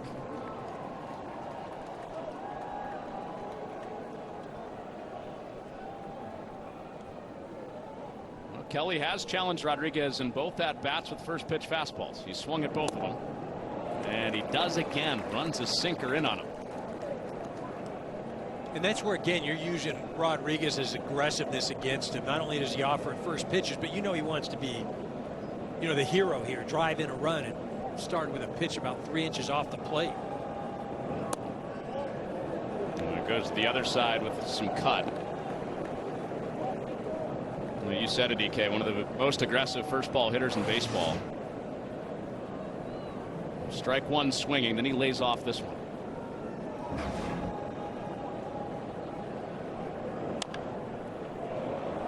Big bouncer foul. That was in mistake range. That was center cut. I feel like Kelly right now is going to go. He's got to go off the plate. He's ahead in the count 1-2. Rodriguez is trying to make something happen. He certainly doesn't want to go down looking. So you figure he's going to swing the bat, so make him expand. What do you think about a slider strike to ball low and away? I like it. He goes in, same pitch he started him with, and down he goes for the second time. Kelly gets Rodriguez. Yeah, he wasn't messing around with the setup pitch. He went right for the kill pitch, which is how he started Rodriguez. A sinker that started really off the plate, ended up further inside. But now you got this man right here. The big league's leading home run hitter, represents the go-ahead run against Merrill Kelly here in the top of the 6th. A couple of flyouts to start his night. And they go up top with a high fly ball to left that stays in. That big power alley here in Arizona. Enough to hold Raleigh and hold the runners as Gurriel gets in ahead of any chance of an advance for Williamson.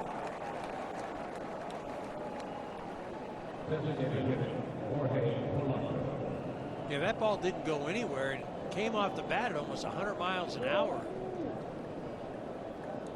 It's like when Raleigh hit it, I thought that thing was going to be in the gap. It just sort of died out there.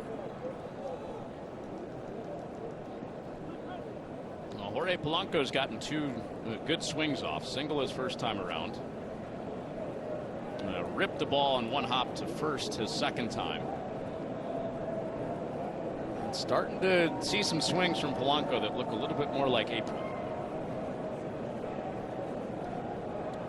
Kelly trying to break free with runners at first and second. And the best pitch that he has to offer is that changeup. It gets him ahead 0-1.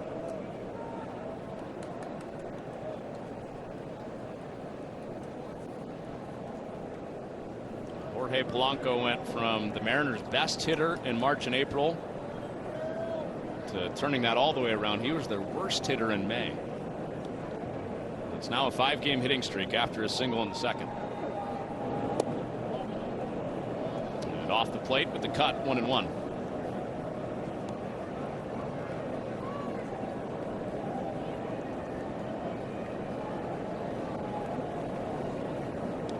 The Mariners held down for the first 5 innings of this game.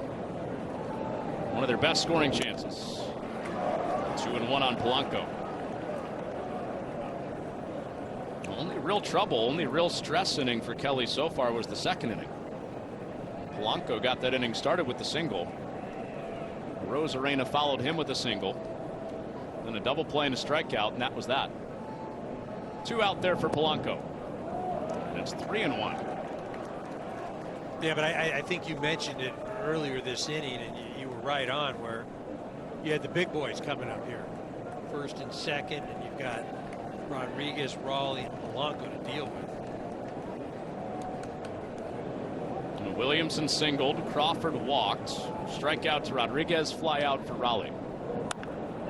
And Polanco smokes another ball, but foul.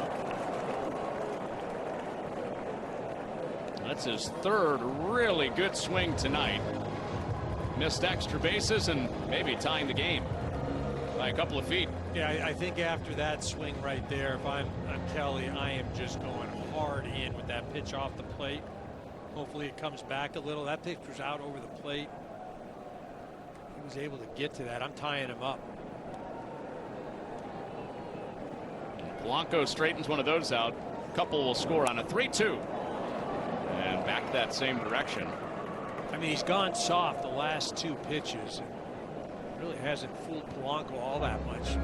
Maybe a little bit out in front. But I feel like you can just go hard in with that sinker, 4-seamer, and just tie him up inside. Here's the payoff. He does go hard with the 4-seamer. And Polanco hangs in one more time. Just like real estate, Connor. Location, location, location.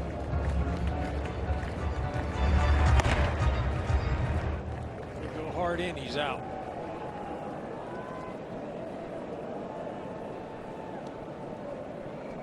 He just went hard middle. Big spot, a 3-2.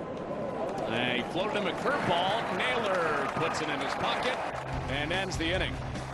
Merrill Kelly coming to a real estate park bench near you. Good location on the curve.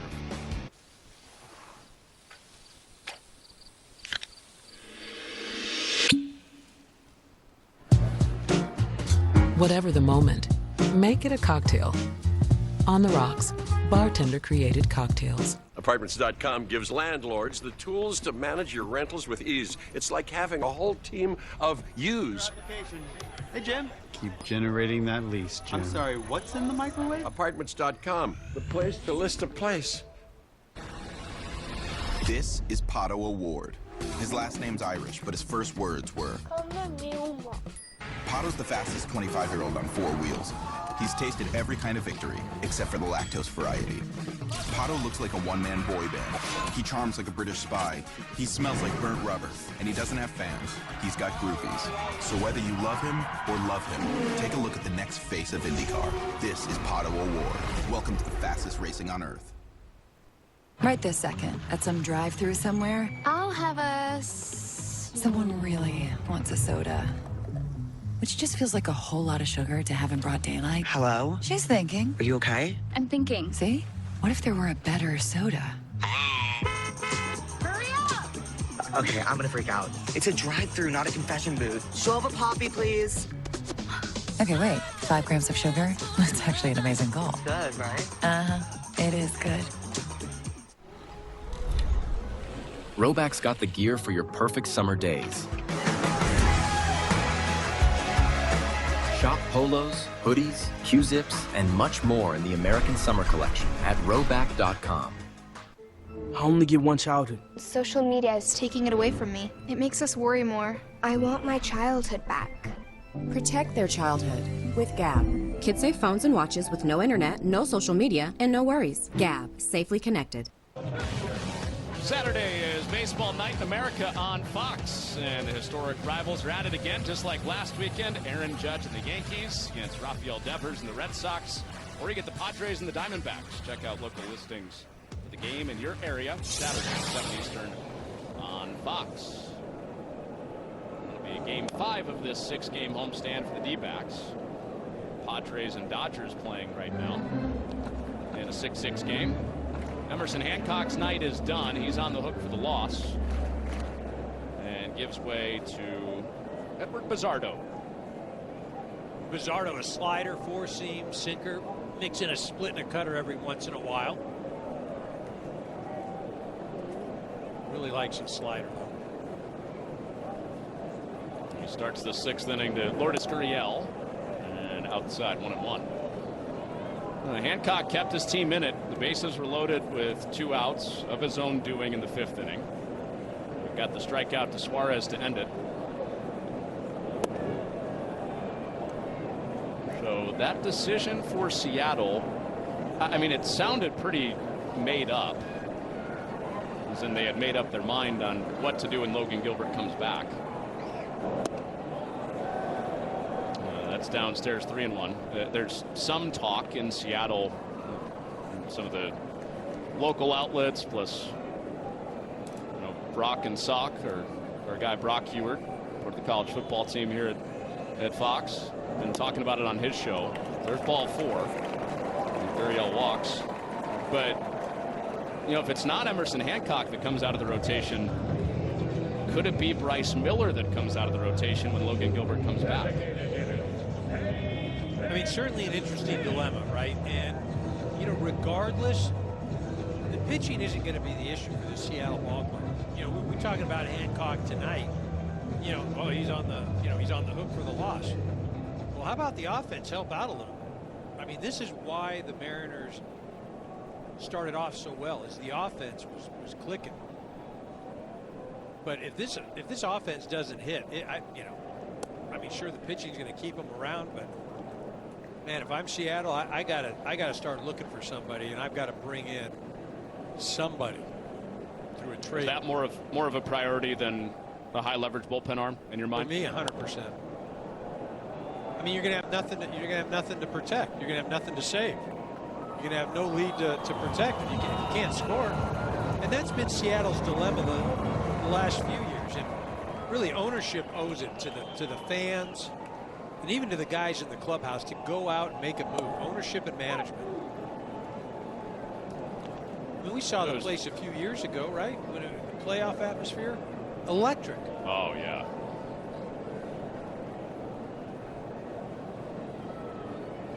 The Cal Raleigh home run that clinched their spot in the playoffs. And Smith goes down swinging, and Bizzardo has his first out of the night. And there's one away in the 6th.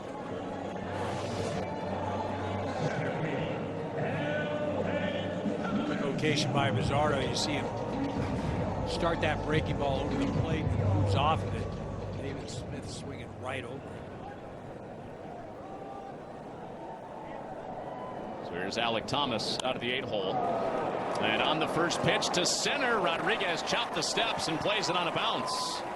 Alec Thomas with a 2-hit night. And some production out of the bottom of the lineup for the D-backs as a rally cooking in the 6th.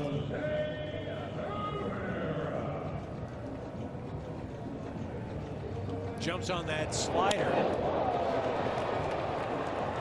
Now it gives the Diamondbacks an opportunity to extend this lead. Jose Herrera bunted last time. They sacrificed Thomas to second. That was with nobody out in the inning. Corbin Carroll is next up at the top of the lineup. And Herrera's up there swinging away. DK, the discussion we were just having on the Mariners, what do they do at the trade deadline? It's really the same conversation we were having this time last year. They needed a bat, they needed a reliever. They went out, they got Justin Turner from the Jays, they got Randy Arozarena from the Rays. Inside, a ball and a strike. And then they got Jimmy Garcia from the Jays, also reliever. And it didn't work out as well as Seattle would have liked.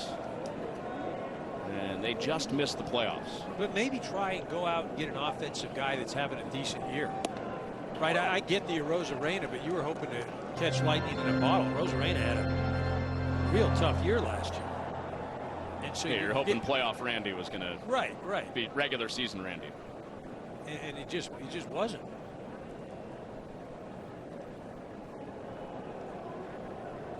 And a 9-hole hitter, Herrera. Home run hitter, Corbin Carroll is next. 1-2 from Bizzardo. And laced foul. Who are some names that you're kind of eyeing for the Mariners? I mean, if I were the Mariners, I'm going after, I think, third base, unless Williamson does something, right? And, you can look right across the diamond here.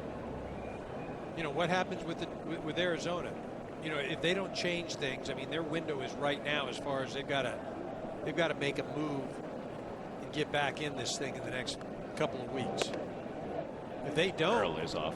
If they don't, what, Kelly will be available, Gallen. third baseman Suarez. Remember, Suarez played in Seattle. You know, that's a great one-stop gap, and he's still swinging it. Even count, and a fly ball to right. And not traveling. It's Mastroboni underneath, and nobody tagging either. And there are 2 outs in the inning with the top coming up. Another one is Josh Naylor. If the Diamondbacks don't get it rolling, he's in a contract year. The Mariners are 25th in baseball in first base war, so that could be a possibility too. Pizzardo's coming out of the game with the top of the lineup coming up for the D-backs. Sorry, bud. Not while I weed.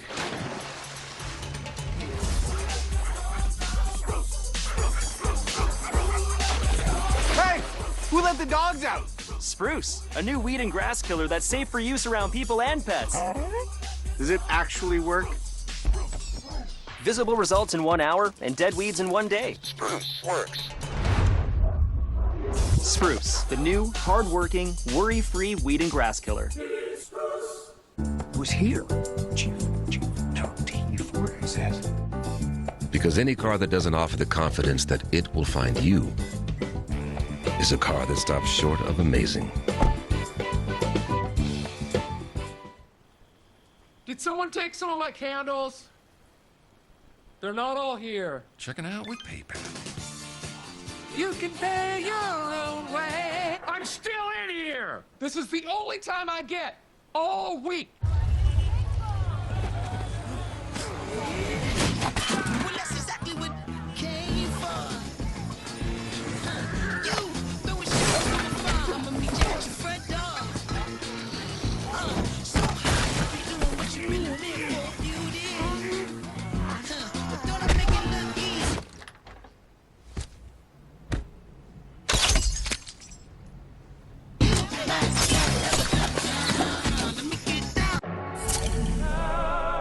That beer cap is about the luckiest piece of metal in the world. Chairing the welcome committee for a crisp, refreshing Dos Equis. Here at Once Upon a Farm, we chose the Capital One Venture X business card. With no preset spending limit, our purchasing power adapts to meet our business needs. And unlimited double miles means we earn more too. What's in your wallet? Play Ball is baseball's global youth initiative to highlight the fun and accessible ways to play our great game. To learn more, including how to find a league near you, go to playball.org and follow @playball on X, Facebook, and Instagram. One of the high leverage arms, Gabe Spire out of the pen with Corbin Carroll coming up. Four-seamer and sinker. He last threw against Baltimore a couple days ago, so he's definitely well rested. The lethal fastball slider combo has led to him leading the Mariners staff in strikeouts, over 13 per 9 innings. Top 5 in all of baseball as far as relievers are concerned. And he misses with back-to-back fastballs to begin to the leading home run hitter for the D-backs, Corbin Carroll. First pitch home run. Out that direction into the bullpen for the D-backs in the first inning.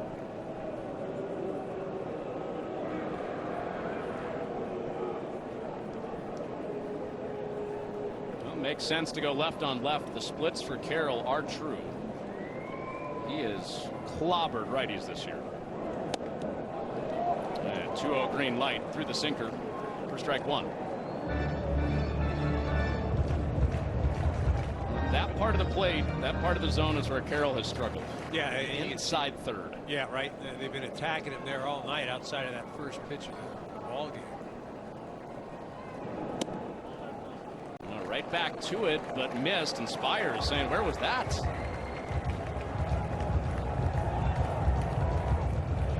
One of the best hitters in baseball. You need every centimeter. And Spire thought he had strike two. I mean, I'm not even sure that that's a question, right? I mean, according to our graphic, it's in the zone. And been liberal up there tonight. And there's ball four. Instead of 2-2, he works 3-1 and loses Carroll to load up the bases.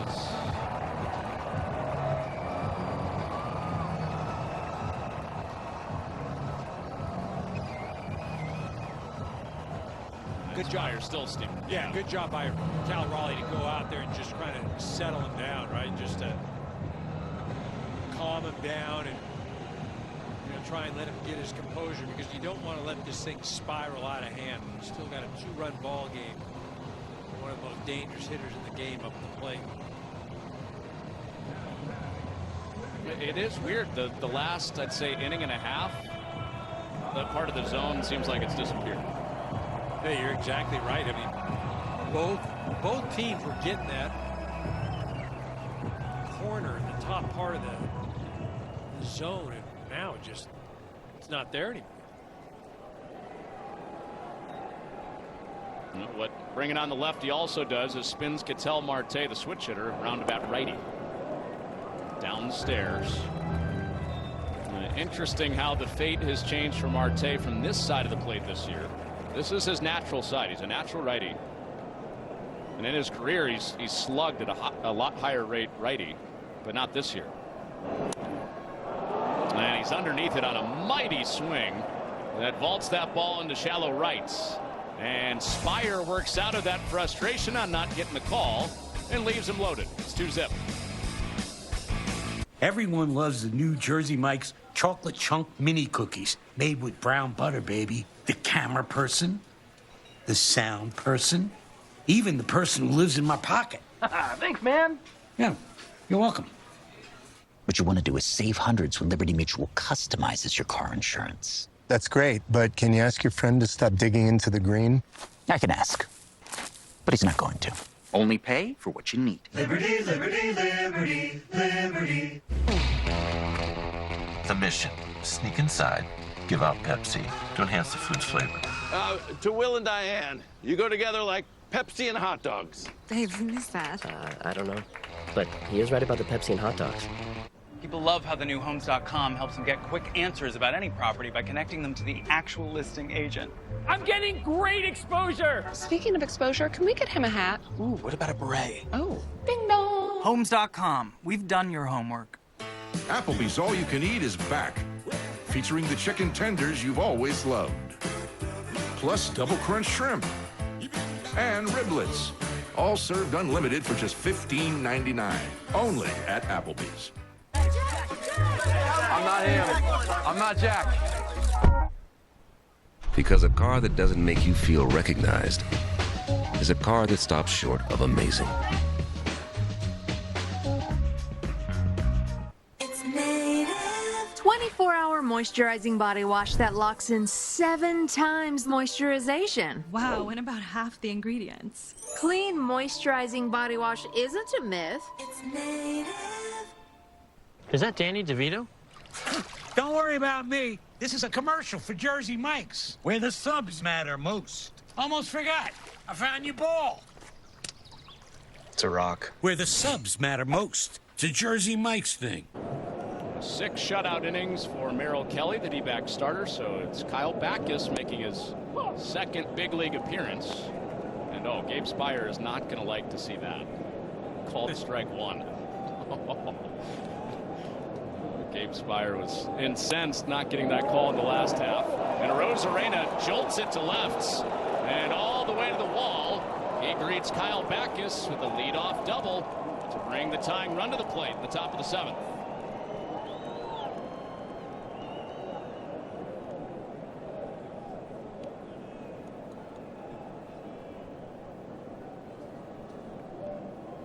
I don't think it's been any secret the Diamondback, the pitching staff has not been great this year.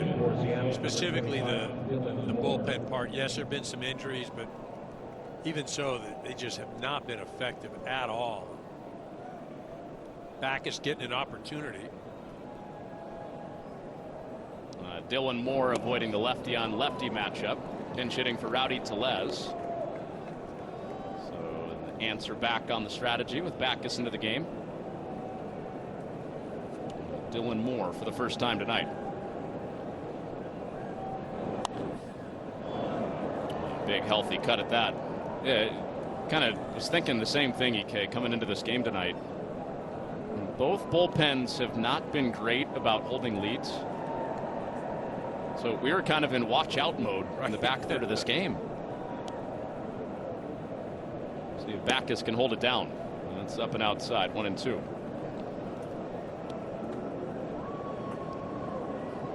Now you look at that ERA right there, 28th in Major League Baseball. 1-2 to Dylan Moore. And he just did hang in there. I know we talked about it a couple of weeks ago with the D-backs, but they've played in both good and bad some of the most improbable endings to baseball games you'll ever see. The game at Wrigley in April comes to mind. 2-1 game late. We saw 11 runs over 2 innings for the Cubs after a 10-run top of the 8th for the D-backs. It's downstairs 2-2. And we saw the reverse of that with the Diamondbacks in Atlanta last week. Yeah. Down 10-4, winning 11-10, all in 1 inning.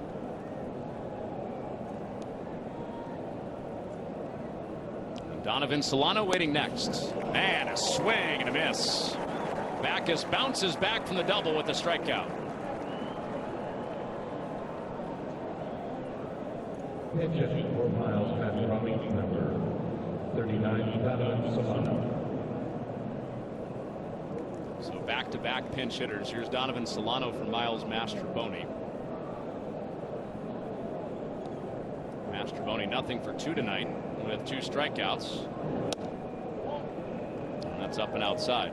The Mariners real badly would like to turn this night around out of their 6 and 7 spots. They are 0 for 5 out of 6 and 7 with 4 strikeouts and a double play. 1-1. So what is that? 5 plate appearances, 6 outs. Yep. That's pretty good if you're a pitcher.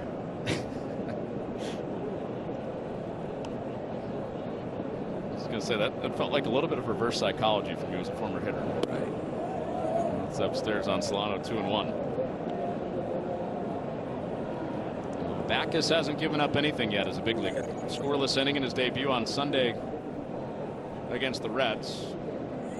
And his first big league strikeout before the one to Dylan Moore was to Ellie De La Cruz. Just outside, 3-1. And this is a matchup lefty that they're kind of hoping is going to be the next Joe Manaply, which is a lot to ask. One of their playoff heroes from 23.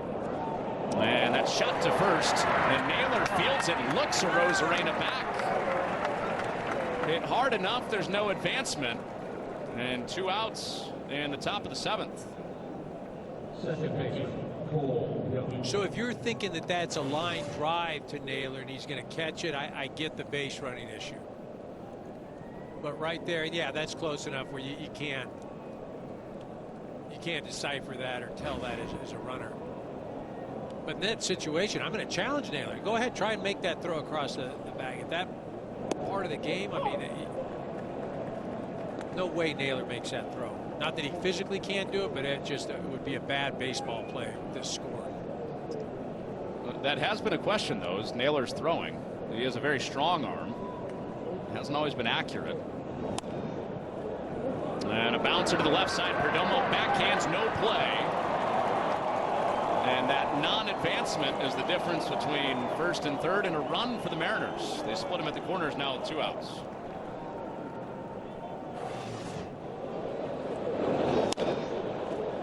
Just some good placement by Young.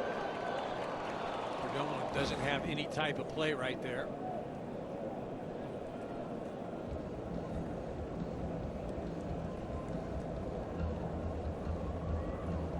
Jose Herrera out talking about the matchup that will not be Kyle Backus's. Back to the pen for the D-backs. Tying run on base in the 7th. Jorge has always put the ones he loves first. But when it comes to caring for his teeth, he's let his own maintenance take a back seat. Well, maybe it's time to shift gears on that. Aspen Dental has complete, affordable care all under one roof. Plus, free exams and x-rays for new patients without insurance and 20% off treatment plans for everyone. Making it easier to get started with quality care. It's one more way Aspen Dental is in your corner. Don't take less when you can have it all with Taco Bell's $5, $7, and $9 Luxe Cravings boxes. There's the $5 Classic box full of craveable faves. The $7 Supreme box for your swankier side. And the $9 Cantina Luxe box has a whole world of tasty indulgences, including the slow-roasted Cantina Chicken Burrito. Get Luxe for less with the $5, $7, and $9 Luxe Cravings boxes at Taco Bell. Sorry, bud. Not while I weed.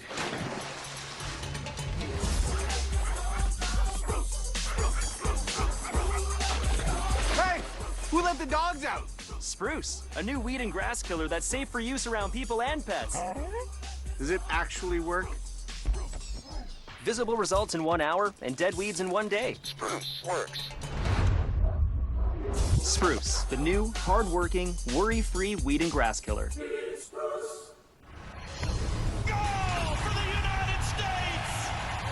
The road to 2026 starts now with the Gold Cup. The Stars and Stripes face North America's best. Every shot, every pass, every moment counts. This is their chance to prove they belong on the world's greatest sports stage. The road to 2026 starts now. The Gold Cup on Fox. Former Campbell Camel, Ryan Thompson, out of the bullpen for the Diamondbacks. And one pitch is all he needs. And they're smiling ear to ear in Bowie's Creek, North Carolina. The former Camel getting out of it. Old ideas are everywhere. Left over from legacy thinking. If you're not careful, they can sneak into everything.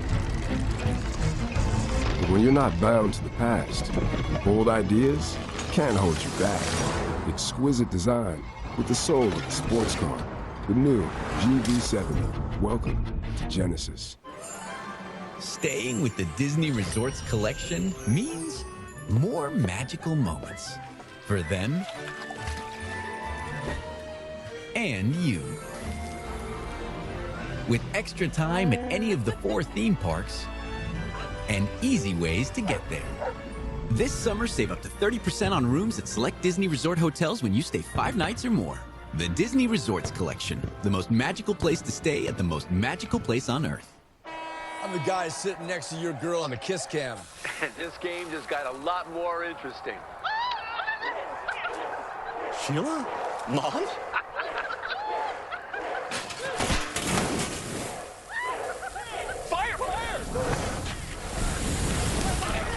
And if you don't have the right home coverage, you might have to kiss your savings goodbye.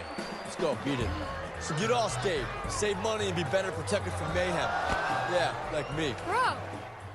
At Ace, however you grill, we've got the perfect one for you. Because only your local Ace has all the best brands in one place, like Weber, Big Green Egg, Traeger, and Blackstone. That sounds pretty perfect. Ace is the place with the helpful hardware, folks. As long as probably forever there's only been one Frosty. Because what would we even do? Add a bunch of new swirls and mix-ins like Oreo cookies or Pop-Tarts pieces? That's kind of genius, actually. For a fresh way to Frosty, gotta be Wendy's.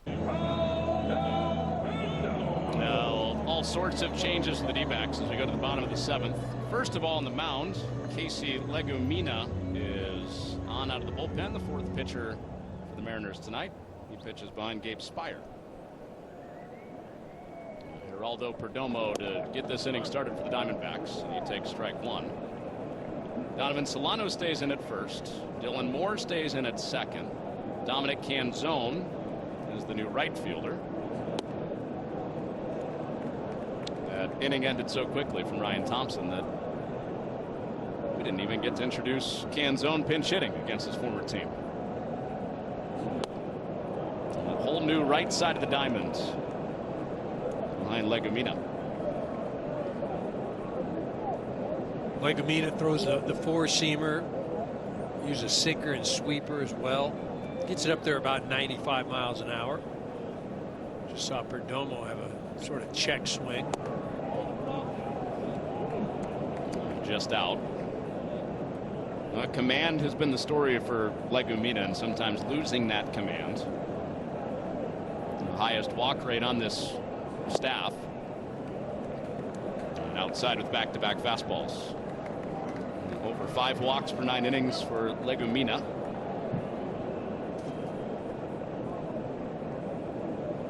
He tries to keep it a 2-run game.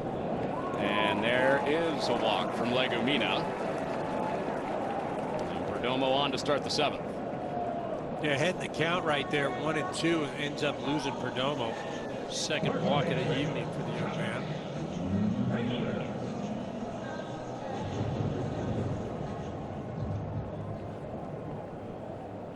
First of back-to-back innings where the Diamondbacks loaded the bases, left him stranded. And Josh Naylor was part of that first one. So he hacks the first pitch foul. And he walked and was left at first. So back-to-back innings, bases loaded. The Diamondbacks have scored just 1 run in that span. Mariners have also struggled with runners in scoring position tonight. 1 for 9, just that infield single for Cole Young. That has been it.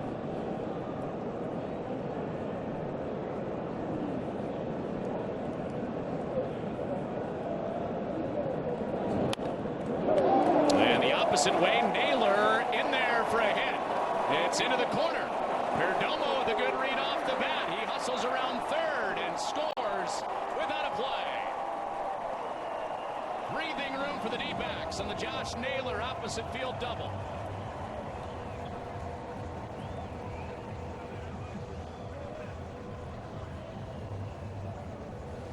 Naylor going out of the zone. Just kind of shoots that ball down the left field line. Perdomo, as you mentioned, got a good jump, and he's hustling all the way. Diamondbacks finally cash in. You see Larkin, he's holding him up. It's not even thinking about sending him, and Seattle doesn't even make a play at the plate.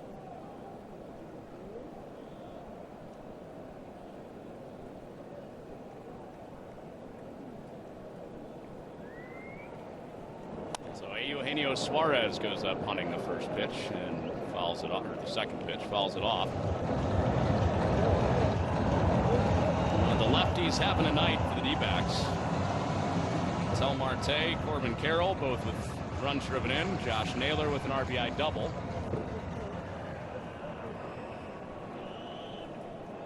And the D-backs up 3-zip in game 1. Backs up Suarez, 2-1.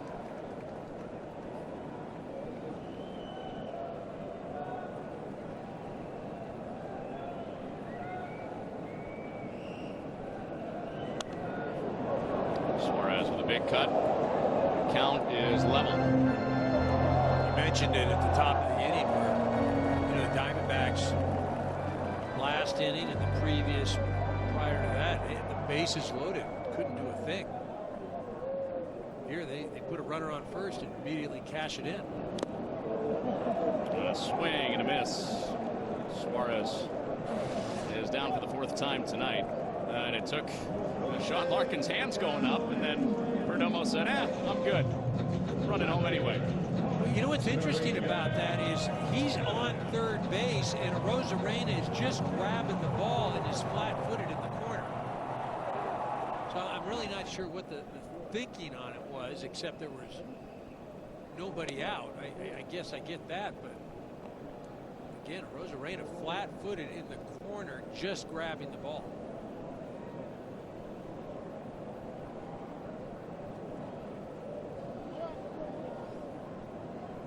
Now, obviously, we didn't have the verbal on that. Could that have possibly been a you're up? See, I mean, that's usually the universal stop sign. Was that more of a you're up, you're scoring easily sign, or was that a blown stop sign all the way? Are you just trying to be nice, Connor? Yeah, I am.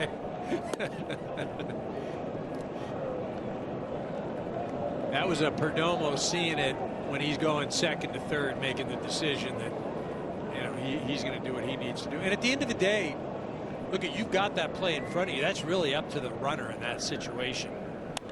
Gurriel tags this ball, but it was foul. Third base coach in that situation is there to advise you, to help you. But you're a big leaguer. You have that play in front of you. You can see when you're going second to third. You can see where that ball is, and you can make your own decision. You'll have to deal with the consequences, but that's your call.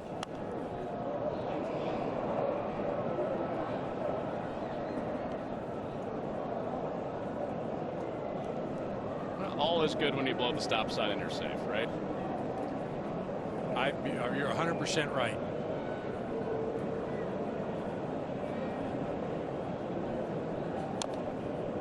A little tapper foul. Still in there at 2-2.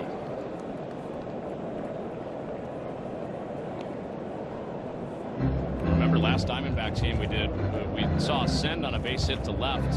The tying run was coming up. Potential 11-run comeback. The runner got thrown out at the plate, and the Diamondbacks never got the tying run back to the plate.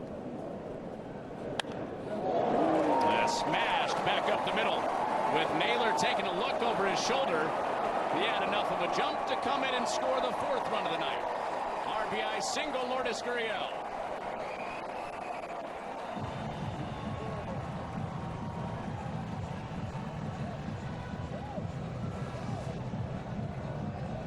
Diamondbacks are making up for those last couple of innings where they left the bases loaded. Good job here. That ball letting it travel, and Gurriel shoots it out to right center. He's not getting greedy right there. You've got a guy out at second base. You don't need to be a hero. You don't need to try and put the ball in the seats. All you're trying to do is drive him in. Remember, this inning too started off with a walk. That's been the thing that's crushed Legumina this year. He's been back in the zone to the next 3 batters, but they have hit him hard. Naylor and Gurriel both with hits to drive in runs. And now it's Pavin Smith. Downstairs from Legumina.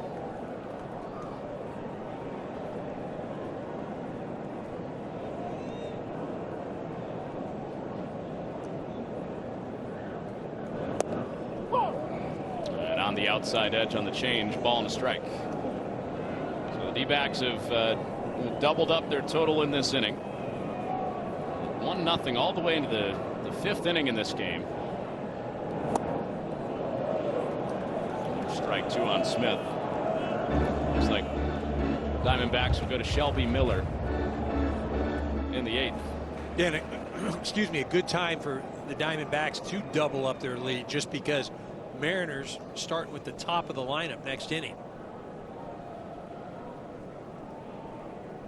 It'll be Crawford, Rodriguez, and Rowley, likely against the Diamondbacks' best bullpen arm so far this year. Pull to the right side, could be 2, and Crawford makes the turn to retire the side.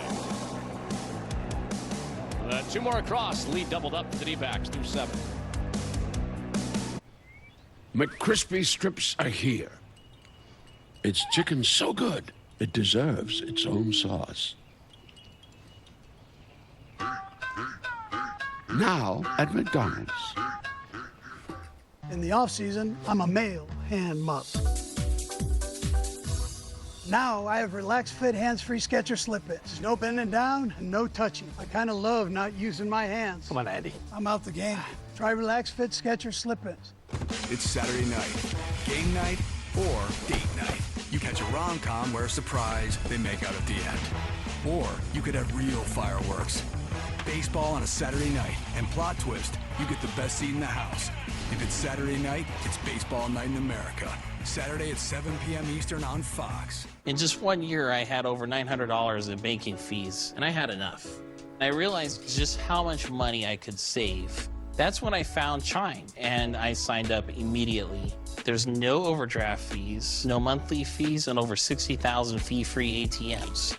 Just by banking with Chime, I'm saving hundreds of dollars a year, and I'm using that extra money for my daughter's future. For a normal guy like me, I've given myself a small raise. Join me at Chime.com. The power of duos. Fox Wednesday, double Gordon. Look at this place. You have to be kidding me. Damn. Means double trouble. Stop cooking. This restaurant is closed. First, MasterChef Dynamic Duos heats up. 2 is better than 1. I'm expecting fireworks. Then on Secret Service, Gordon's on a mission to save struggling restaurants. So gross. You should be ashamed. I'm not ashamed of the 4.6 rating. There's rat droppings everywhere. Where's that on your rating? All new MasterChef Dynamic Duos, followed by Gordon Ramsay's Secret Service, Wednesday on Fox. On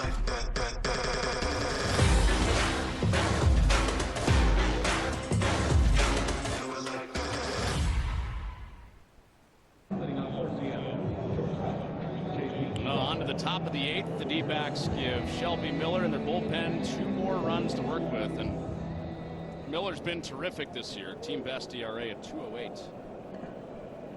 Yeah, he seems to have found the fountain of youth, right? Been around forever, and he's been their most dependable, as you mentioned, coming out of that pen. He gets the best 3 hitters in the lineup. J.P. Crawford, who started with strike 1. That he thought was inside. It's been the area of contention all night. Is it a ball? Is it a strike on that inside black to lefties? A little bit further in for ball 1. Crawford was thinking what I was thinking. He was thinking it was ball 2. But the good fastball split combination for Shelby Miller has him had 1 ball, 2 strikes. A guy that took over the closing duties for a little bit with Justin Martinez injured in May. 6 of 8 in save opportunities. And Miller had 1 he'll always remember in Atlanta last week. He was the guy on the mound getting the final 3 outs after that big comeback.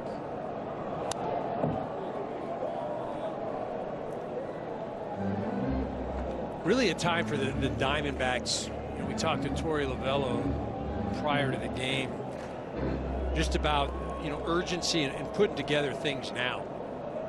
We talk about that series they had in Atlanta, that big comeback, and looked like, okay, get the ball rolling a little bit.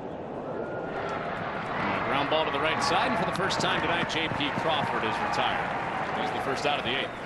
You know, and then they go into Cincinnati, and just as good as they looked in that Atlanta series, they looked just the opposite in Cincinnati. And you know, it's kind of that running on that hamster wheel and going nowhere. And you know, this is a time right now where guys are going to really have to step it up, and at the end of the day, you're just going to have to start producing wins. And well on their way right now.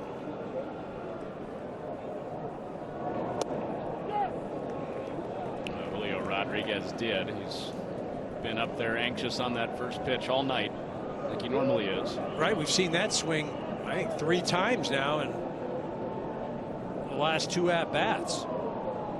Kelly just ate him up going in there with that sinker that started off the inside part of the plate and went in even further. Real defensive hack by Rodriguez.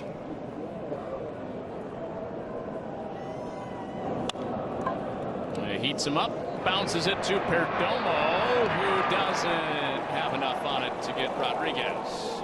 First hit of the night for Julio Rodriguez.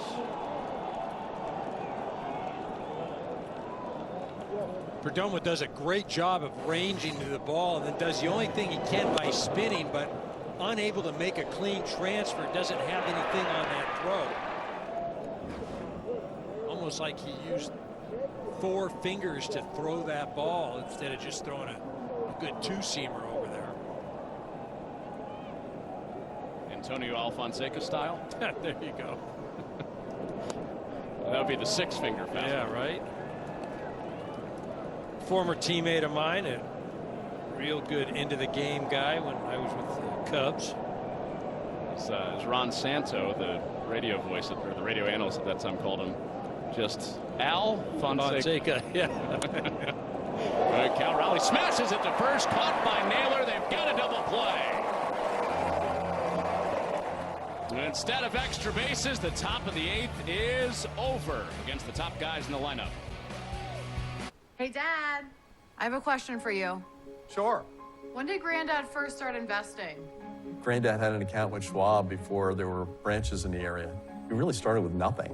He worked hard, and after he passed away, the torch has been passed to me, and my advisor, Jennifer, she was with me with the journey, helping with the estate distribution. The 2 grandchildren, planning for their college educations. Someday it'll be their turn. People, they're good for squad goals and squad. People are good for these kinds of cheers and these kinds of cheers. Jim Beam, best enjoyed together. Official spirit of U.S. soccer. It's a big match for the National Women's Soccer League, and only the best will win. Just blaze, Godzilla bankroll, stones and shit. Barely home trailblazers, stay rolling with vengeance. My arts is crafty dogs. Why I stop a laffy taffy, wondering. Get past me, I've been doing this before. Now it's dropping nasty. We're turning up the eat with 4 slams for under $10 at Denny's. More sun, more slams, 4 big meals, all under 10. More for everyone this summer. 4 slams for under $10 each. Find your booth at Denny's.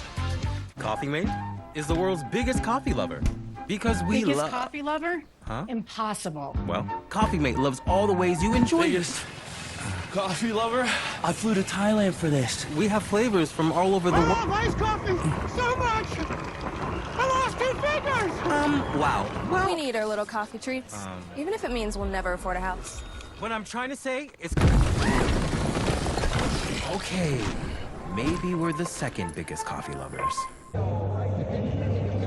Casey Legumina stays on for the bottom of the 8th on the mound for the Mariners after the D-backs got him for 2 runs. In the 7th, Josh Naylor RBI double, Lourdes Gurriel RBI single. And Alec Thomas taps the first pitch foul.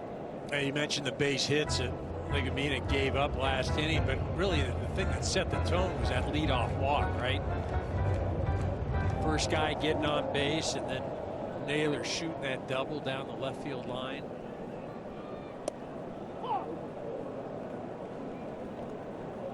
Nothing and 2 on Alec Thomas.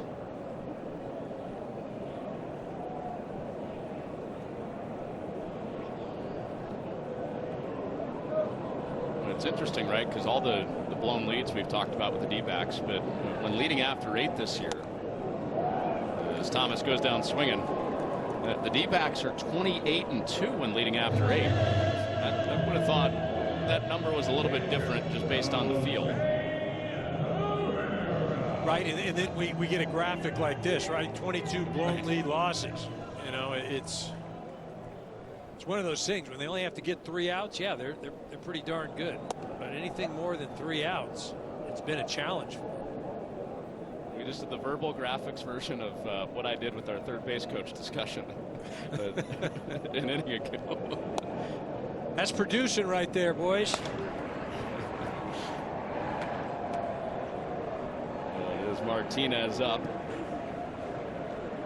behind Shelby Miller.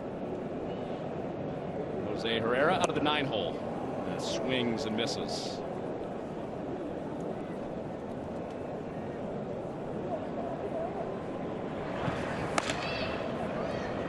A hard thrower. The nasty change as well. Counts 2-2 on Herrera.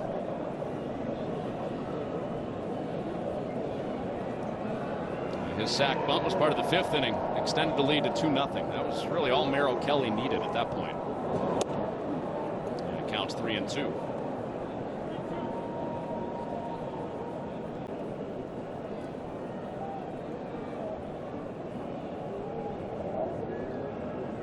Payoff pitch. And a walk for Legumina. After a walk hurt him in the last inning. MLB app.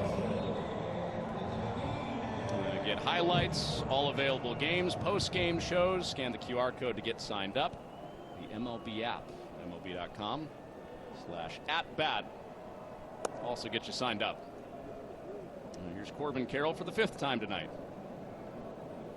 A solo home run to start it. All Arizona pitching is needed so far.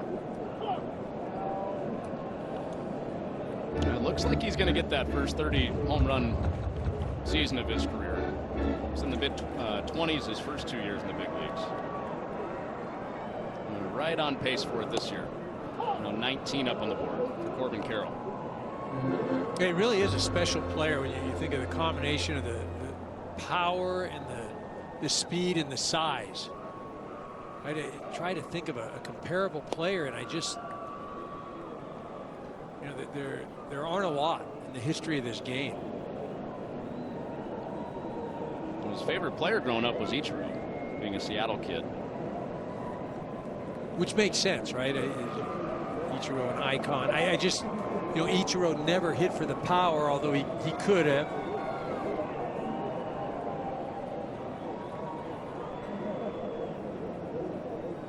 Two balls, two strikes. And a big bouncer out to second.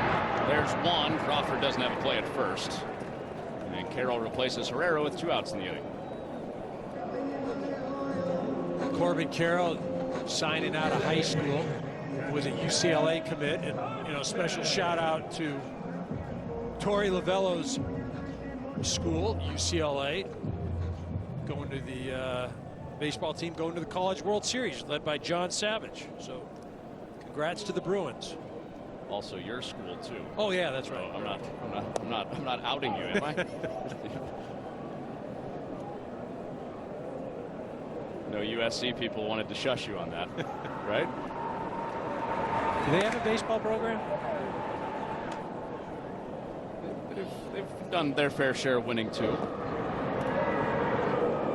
That was before you. I don't even think you were born when that was going on. No, I remember. I remember the 20. Remember reading about it? Yeah, on Wikipedia today. No, the national championship game they played where it was like. Yeah, against 20 Arizona State. 14. Yeah, Arizona State. Yeah. With the real aluminum bats for the BB Core and the new ballpark in Omaha. Yeah, it'll be UCLA and Murray State to kick off the College World Series. Murray State upset Duke tonight. Torey Lovello was telling us that he watched all of Game 1 of their Super Regional. UCLA played UTSA. Alphabet Soup Super Regional. Right, you sound like round 1 NCAA matchups, right? Right. Yeah, the 1 versus the 16. Right. UTSA had a great year. That's low and in. But yeah, Torey Lovello said he got to watch it and then was a little tied up during Game 2. I think the end of the Red Series plus travel yesterday. He didn't get to see the dog pile. But the Bruins, for the first time since 2013, are headed to Omaha. And a swing and a miss for Ketel Marte. And Luminiga works a scoreless inning.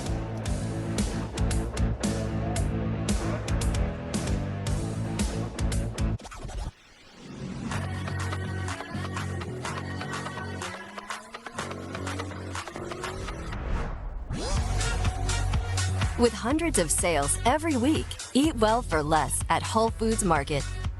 Who's here? No, T4 is that? Because any car that doesn't offer the confidence that it will find you is a car that stops short of amazing.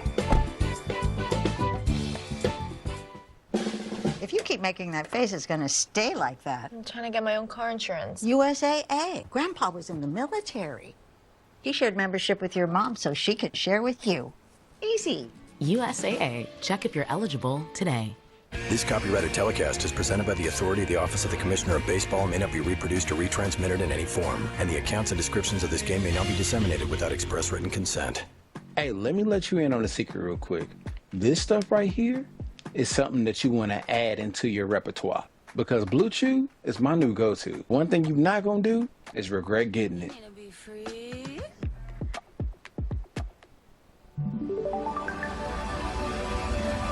Precise designs, subtle curves, curated upgrades, elevated design for thoughtful living. Thuma.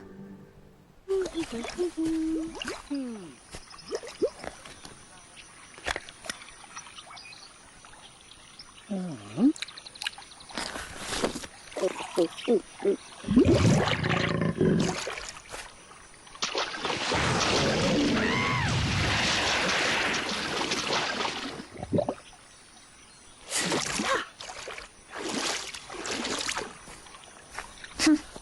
Bull gives you wings.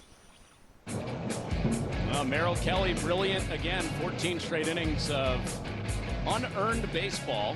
He was supported by Corbin Carroll's first pitch, leadoff home run in the bottom of the first, his 19th of the year. And the Mariners shut out so far just one infield hit with runners in scoring position. And EK, now they got to deal with the flamethrower, Justin Martinez, to try to come back down 4. Yeah, good to see him back with the ball club. He and Puck were both down for a while. Puck's still out. See Tim Tawa out in left field. Jorge Polanco in the middle of the lineup. Then Randy Arozarena and Dylan Moore, who pinch hit mid-game.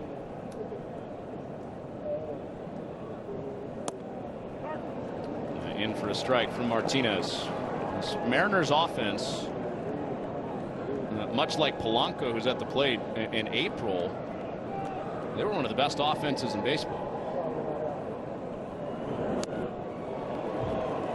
1-2. They were top 10 in runs, leading the big leagues in walks, top 3 in steals and home runs. But they're on the verge here of their 3rd shutout loss, all since May 20th. So all within the last 2 to 3 weeks here. 1-2. Lays off the nasty split. Well, this Mariner offense, they've been relying on Cal Raleigh. And look, the clip that he's at, just physically, it's never been done. I don't expect it to be done this year. And they're going to have to get production elsewhere. And if it's not in this clubhouse now, they're going to have to go out and find somebody.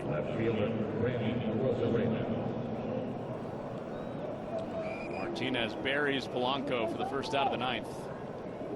Now last year's trade deadline acquisition, Randy Arozarena.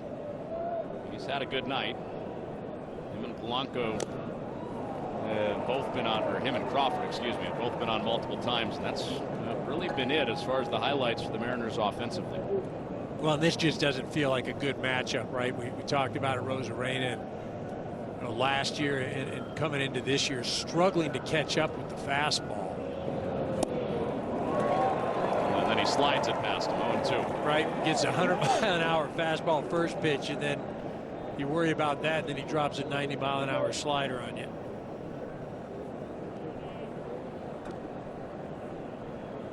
Hasn't shown him the splitter yet. Oh, he almost went trifecta on him. Oh. Yeah, that thing is a marvel to watch. Yeah, from the booth. From the booth, not from the batter's box. Yeah. Back to it. It has the spin, or the lack of spin, that splitter. Almost like a knuckle. Yeah.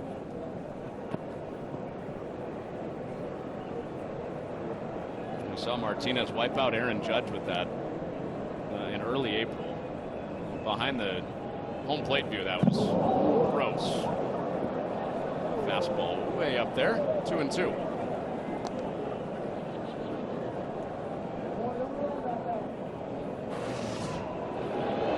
That's when you thank God you're not a left-handed hitter.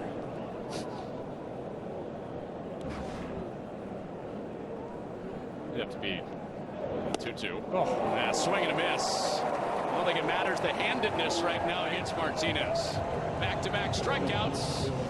He's 1 out away from sealing it.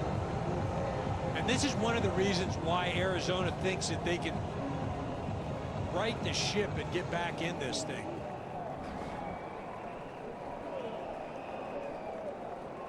I mean, the dominance in the arm is as good as anybody in the game.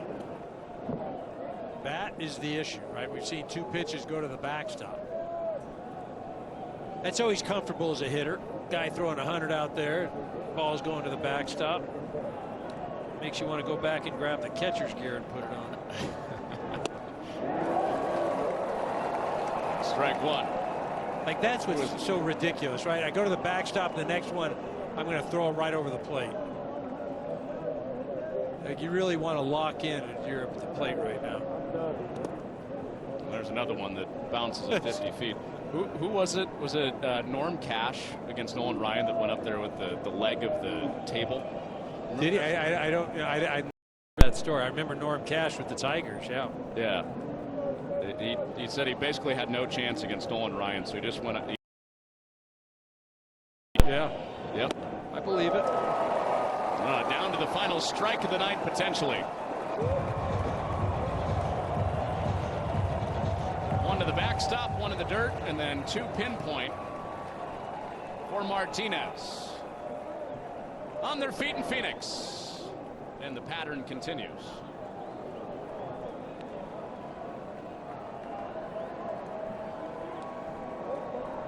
If it carries on for a sixth pitch, this will be a fastball at the top rail. Payoff to Dylan Moore, and he walked him. And the game stays alive for Seattle.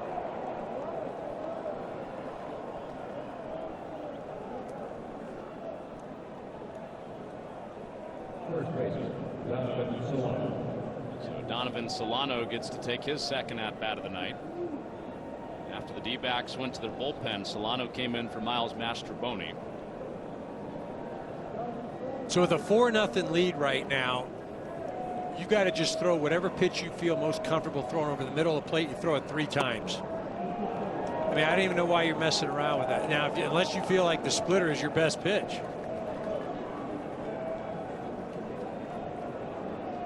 Defensive indifference. Moore is at second.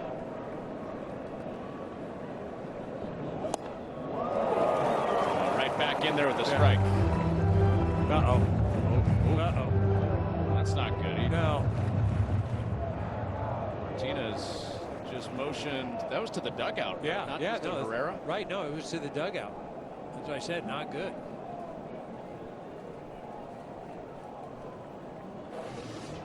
Martinez just missed about a month. He had shoulder inflammation all of May, and it's a fire drill in the bullpen right now. The D-backs. Yeah, not good. And so that, you know, he'd been throwing at 100. That pitch was 97. So you just wonder. Just keep your fingers crossed. Martinez out with 1 out needed for the D-backs. With moderate to severe plaque psoriasis, my skin was no longer mine. My active psoriatic arthritis joint symptoms held me back. Don't let symptoms define you. Emerge as you with clearer skin. With Tremfya, most people saw 100% clear skin that stayed clear, even at 5 years. Tremfya is proven to significantly reduce joint pain, stiffness, and swelling. Serious allergic reactions and increased risk of infections and liver problems may occur. Before treatment, your doctor should check you for infections and TB. Tell your doctor if you have an infection, flu-like symptoms, or if you need a vaccine. Emerge as you with clear skin. Ask your doctor about Tremfya. Coffee Mate is the world's biggest coffee lover because we biggest love. coffee lover? Huh? Impossible. Well, Coffee Mate loves all the ways you enjoy. Biggest coffee lover? I flew to Thailand for this. We have flavors from all over the world. I love iced coffee so much. I lost 2 fingers. Wow. Well, We need our little coffee treats, even if it means we'll never afford a house. what I'm trying to say is.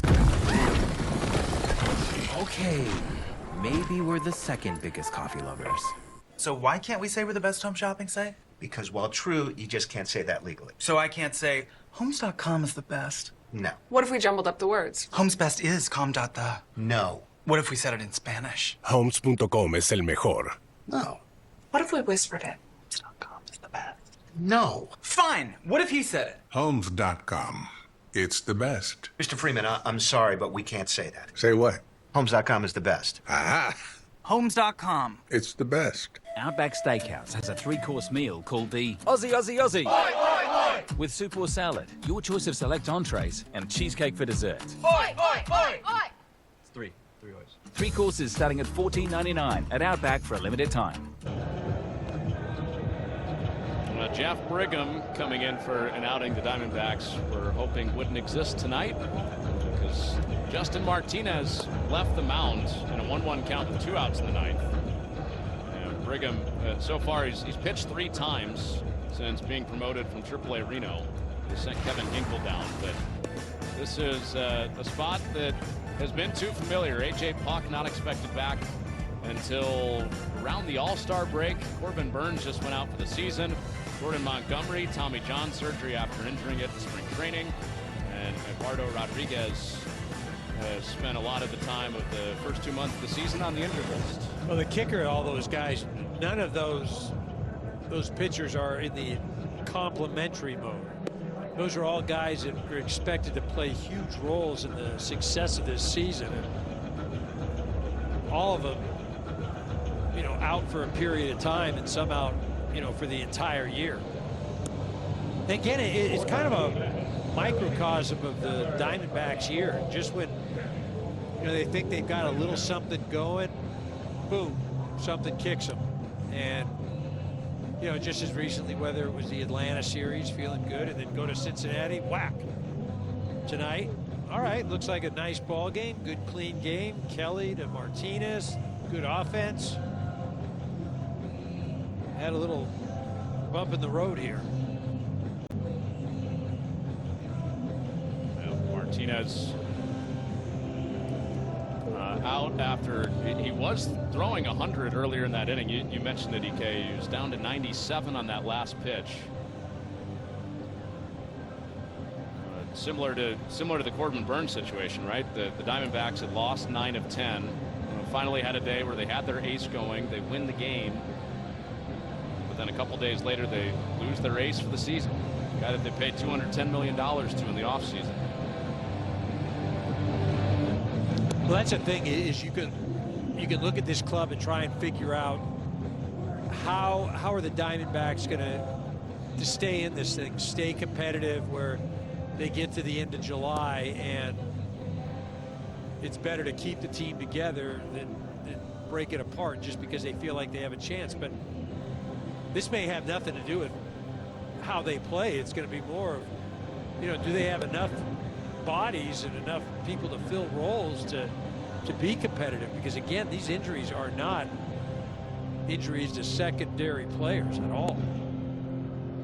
Well, this is one of those situations. Brigham was nowhere near getting warmed up, so he'll get as much time as he needs. The Braves, they are the picture of 1-run heartbreak after their blown lead in the 9th inning to the Diamondbacks. They went to San Francisco and lost a bunch of heartbreakers in that series, and are 4-12 since Ronald Acuna Jr. came back. The Giants, they've been walking off and winning close games all year, and tonight was the MLB debut for Boston Red Sox #1 prospect in baseball's #1 prospect, Roman Anthony. Did you see the 497 foot? Yeah, right. I heard about Roman Anthony hits. Crazy.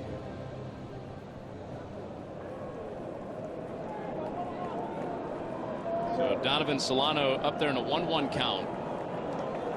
Justin Martinez had to leave the game. He called for the trainer to come out and pulled from this game. Now Jeff Brigham tries to get the final out for the Diamondbacks. And he yanks the fastball. And everybody down there in that bullpen was sitting down. The next move they thought they were going to make was swinging the gate open for handshakes at the end of the game. Now Brigham finds himself on the mound. And down to their final strike, Donovan Solano fouls it off to make it 2-2. So Washington native Jeff Brigham brings them to their feet again against his home state team. Native of Federal Way, Washington. Trying to seal it for the D-backs. And lofted to right center, in for a base hit. Moore gets the green light. He comes in to score. And there will be no shutout tonight for the M's. RBI single, Donovan Solano.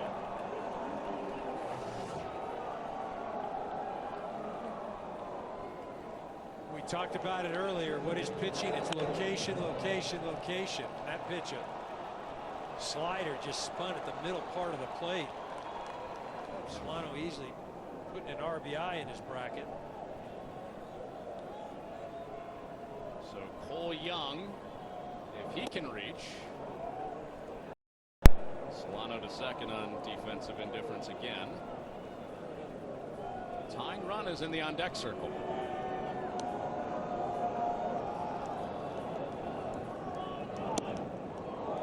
Up and inside 2-0. Young is trying to create a moment for Dominic Canzone. The former Diamondback waiting on deck would be the tying run. And if Young can reach. And swinging away on the 2-0. Fouled for strike one.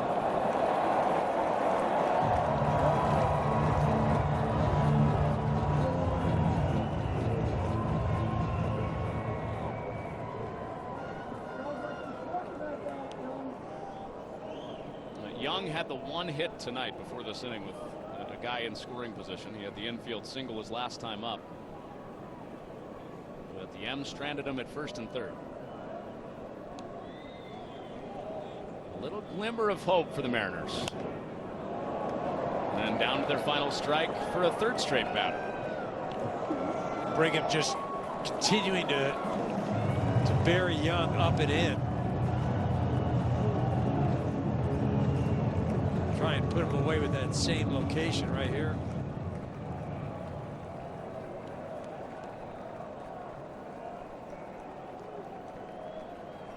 Two. And through the right side for a base hit. Solano is headed to the plate. And the tying run will come up in the ninth on a base hit for Cole Young to make it 4-2.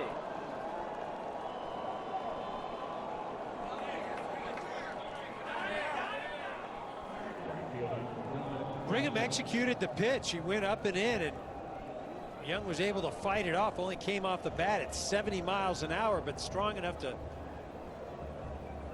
get it out into right field and drive in another run. So all of a sudden it looked like, you know, Martinez is out there. They've got this thing under control. He's throwing 100 to the tying run coming to the plate. A trade deadline piece a couple of years ago. The Mariners traded Paul Sewald to the Diamondbacks to get Josh Rojas and Dominic Canzone, as well as Ryan Bliss. And now against the team that traded him, Canzone will come up.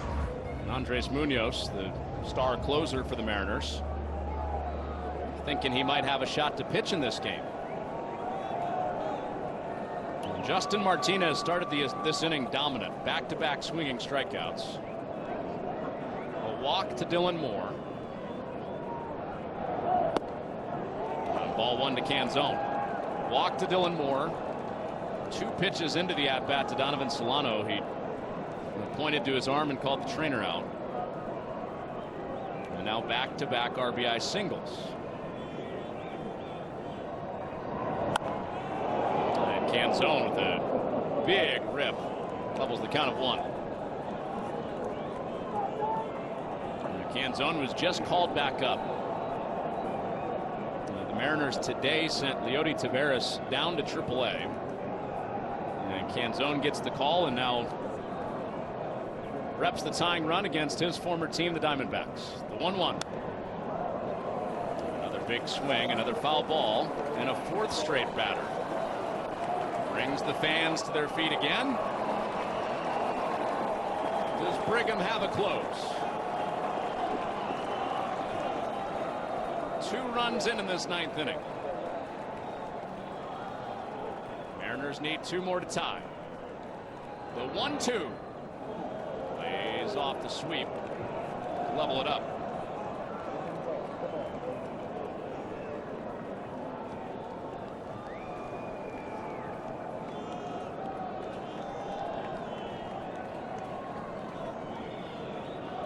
Two. That's outside. 3 balls and 2 strikes. Well, if you're Canzone, you're ready to just lift and separate right here. You figure that Brigham does not want to walk. He has to give you a strike because he doesn't want Crawford coming to the plate with 2 runners on. Well, that's the Mariners. The top hitter in the month of June, hitting almost 500 in June. Juan Murillo is getting loose. A payoff pitch is drilled to right. Canzone has done it. The former Diamondback gets the Mariners off the mat in the 9th.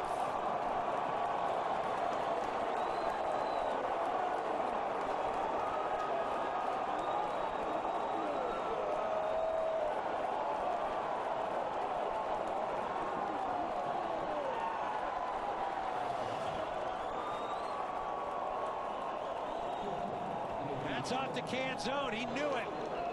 He was sitting on it. He had the same thought. There's no way that Brigham wants to throw anything off the plate and have to face Crawford. He got it delivered.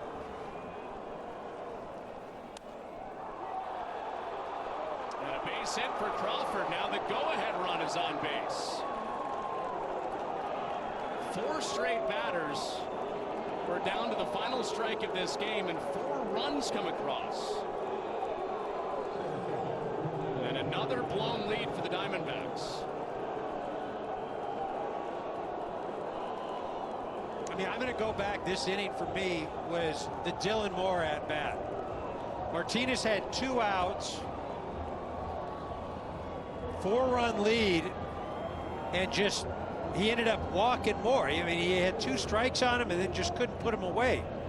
Was looking for the strikeout, and he eventually has to come out of the game with an issue. You force this man in there who, again, for all intents and purposes, the bullpen was ready to go in the clubhouse and celebrate. And now we're here.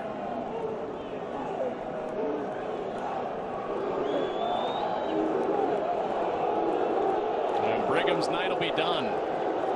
Improbably, this game carries on at 4-4. Got one more, Antoine. With USPS Ground Advantage, it's like you're with us every step of the way.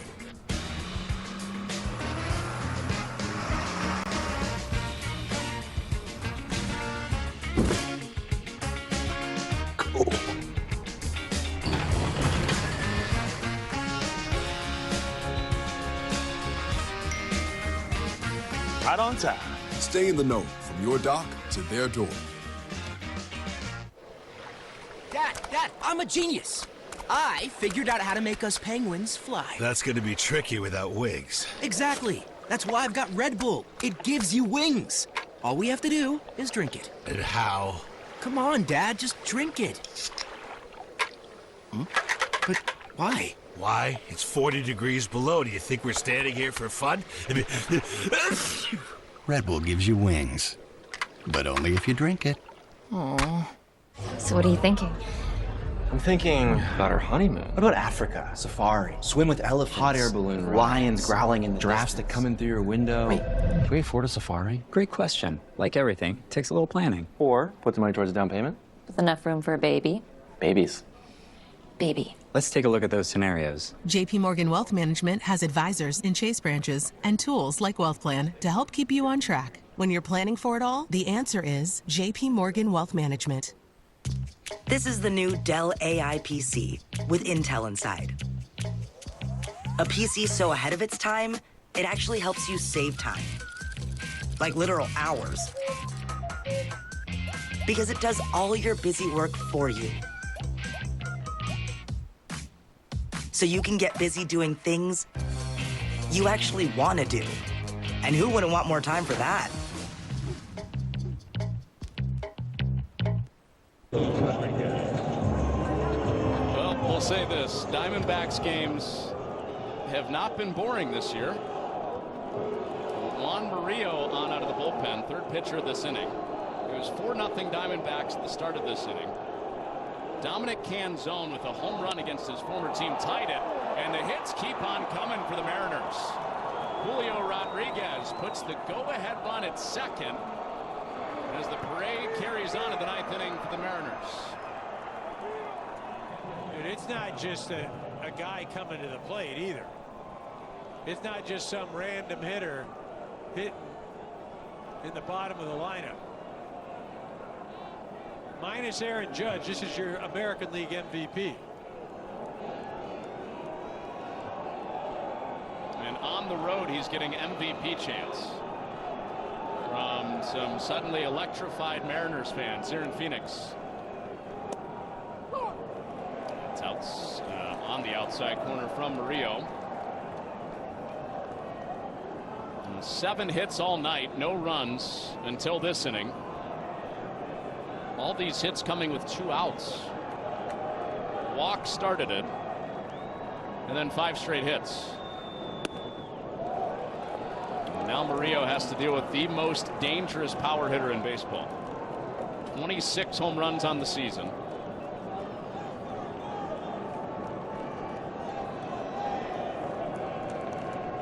And the best catcher in the game right now. 1-1. Fades away, 2-1.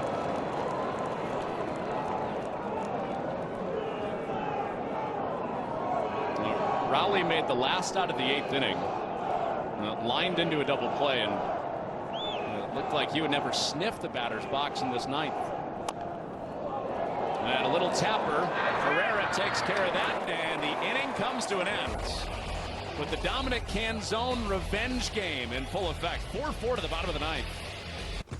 It's Saturday night, game night or date night, where you get all dressed up, go eat something you can't pronounce, then catch a rom-com where, surprise, they make out at the end. Or you could have real fireworks, skip the awkward small talk and yell at the umpire together. Baseball on a Saturday night. It's still technically date night. And plot twist, you get the best seat in the house and no dress code required. If it's Saturday night, it's baseball night in America. Saturday at 7 p.m. Eastern on Fox. The road to 2026 starts now with the Gold Cup. The Stars and Stripes face North America's best. Every shot, every pass, every moment counts. This is their chance to prove they belong on the world's greatest sports stage. The road to 2026 starts now. The Gold Cup on Fox. This is Pato Award. His last name's Irish, but his first words were... Pato's the fastest 25-year-old on 4 wheels. He's tasted every kind of victory, except for the lactose variety. Pato looks like a one-man boy band. He charms like a British spy. He smells like burnt rubber, and he doesn't have fans. He's got groupies. So whether you love him or love him, take a look at the next face of IndyCar. This is Pato Award. Welcome to the fastest racing on Earth. I don't think I'm going to have any issue betraying anybody in this game. I'm going to do my best to act with integrity.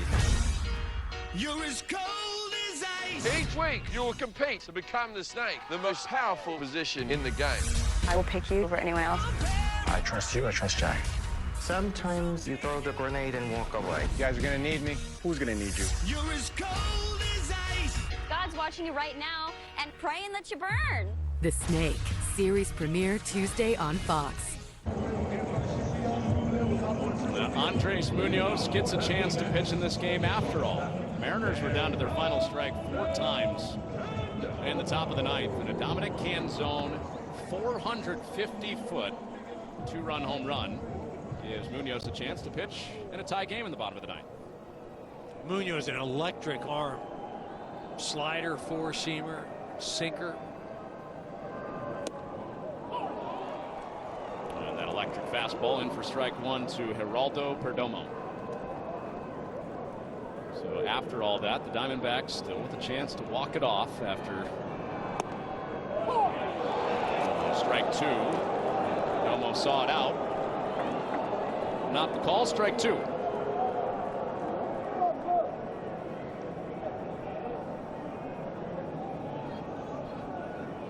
We showed you the graphic earlier. 22 blown leads heading into the night, the most in baseball.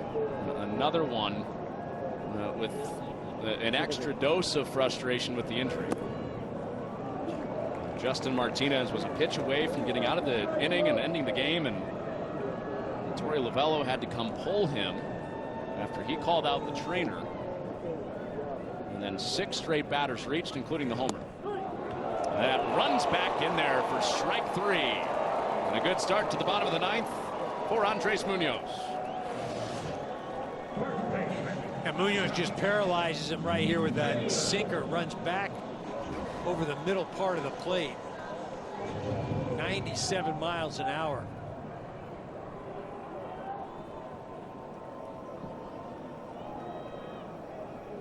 Josh Naylor, who has home run pop, stands in there.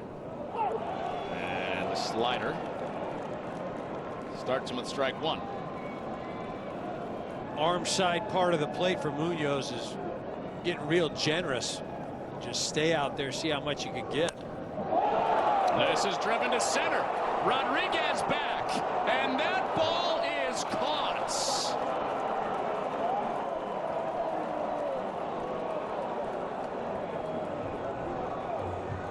Some other ballparks, this game is over, but not to the deepest part of this ballpark. Almost looked like Rodriguez kind of played with him there. He went back, and it's almost like he was looking up at the top part of the wall, and he just said, I got it, and I'm 15 feet in front of him. Eugenio Suarez. Well, on a night where Dominic Canzone hit a game-tying home run against his former team, can Suarez be the heartbreaker against his? He scalds it, and it's scooped up, and the inning is over. We're going to extras. 1, 2, 3, 9 for Munoz. Saturday is baseball night in America on Fox, and historic rivals are at it again as Judge leads the Yankees against Devers and the Red Sox. Saturday at 7 Eastern on Fox. The power of duos. Fox Wednesday, double Gordon. Look at this place. You have to be kidding me. Damn. Means double trouble. Stop cooking. This restaurant is closed. First, MasterChef Dynamic Duos heats up. 2 is better than 1. I'm expecting fireworks. Then on Secret Service, Gordon's on a mission to save struggling restaurants. So gross. You should be ashamed. I'm not ashamed of the 4.6 rating. There's rat droppings everywhere. Where's that on your rating? All new MasterChef Dynamic Duos, followed by Gordon Ramsay's Secret Service, Wednesday on Fox. The IndyCar Series roars into the heartland as Alex Palou looks to continue his legendary season with a win under the lights in St. Louis. Sunday at 8 Eastern on Fox. Welcome to the fastest racing on Earth. No one asks someone out in real life unless they live halfway around the world. It's actually more than halfway around the world. People say they like beginnings. It's really happening. What's wrong with you again? Riley, you are not dating this boy. What if that space between beginnings and endings? What if it's actually the best part? I need real, honest life. Isn't that what we're all waiting for?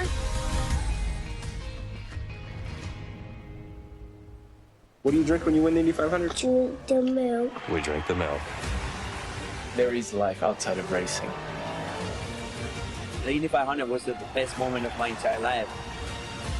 You still can't control everything. There's so much that's outside of your control. Just hang on. There's nothing that touches it. You just don't know what's going to happen. Oh, no, a big crash! I'm living the dream. Maybe that helps me get a girlfriend. 100 Days to Indy. Stream every episode now on Fox Nation. Sign up at foxnation.com. Extra baseball in the desert. Glad you're with us late night on a Monday night. Eric Karros, Connor Onion. It's Jorge Polanco to get it started with the automatic runner at second. That's Cal Raleigh as we go to extras. For the first time in franchise history, the Mariners had 5 hits with 2 outs in the 9th inning. That's how we got here. It was 4-0. Polanco waves through it 1-1. And several batters in a row are down to their final strike. First 2 batters of the 9th struck out. A walk, 2 singles, a game-tying 2-run homer from Dominic Canzone. And here we are in the 10th. All that included with Justin Martinez leaving the game with an apparent injury.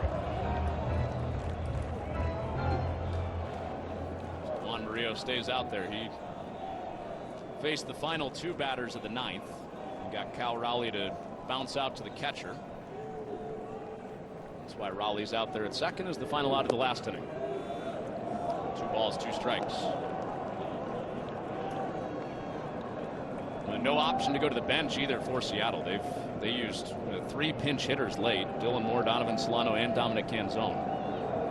So they'll have to play it straight up with their position players and extras. 2-2 pitch. Rides high with Randy Arozarena waiting on deck.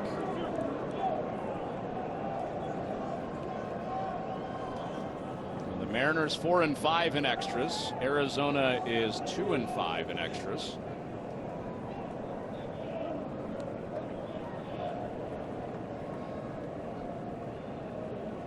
And the payoff is wrapped on the ground foul.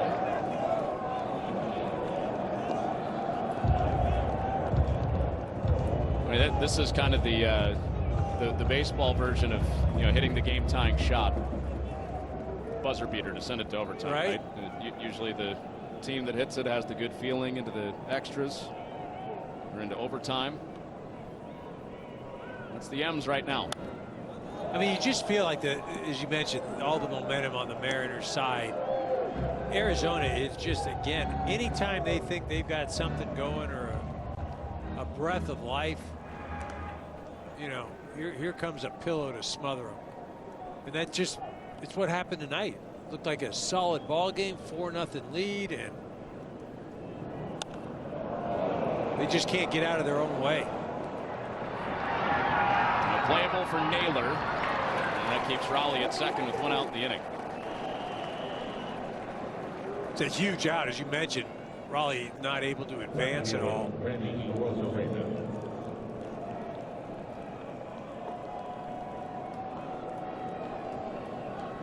Randy Arozarena's had a good night. He struck out in the 9th. He was the second of back-to-back batters.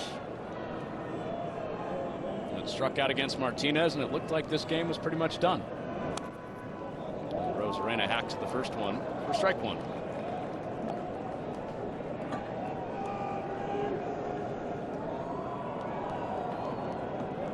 Well, 5 has been the magic number as far as runs for the Mariners. When they score 5+, they're pretty much unbeatable on the year. A lot of that has to do with their good pitching. Runs up and in, 1-1. Well, you look at both of these ball clubs moving forward, and you say, look, Seattle's in a much better position. I mean, they are an imperfect club for sure, but at least they have the pitching. Arizona beset by so many injuries. We'll see what happens with Martinez. But they're just hanging by a thread. I mean, what they have is they have fight, but you're going to need more than fight.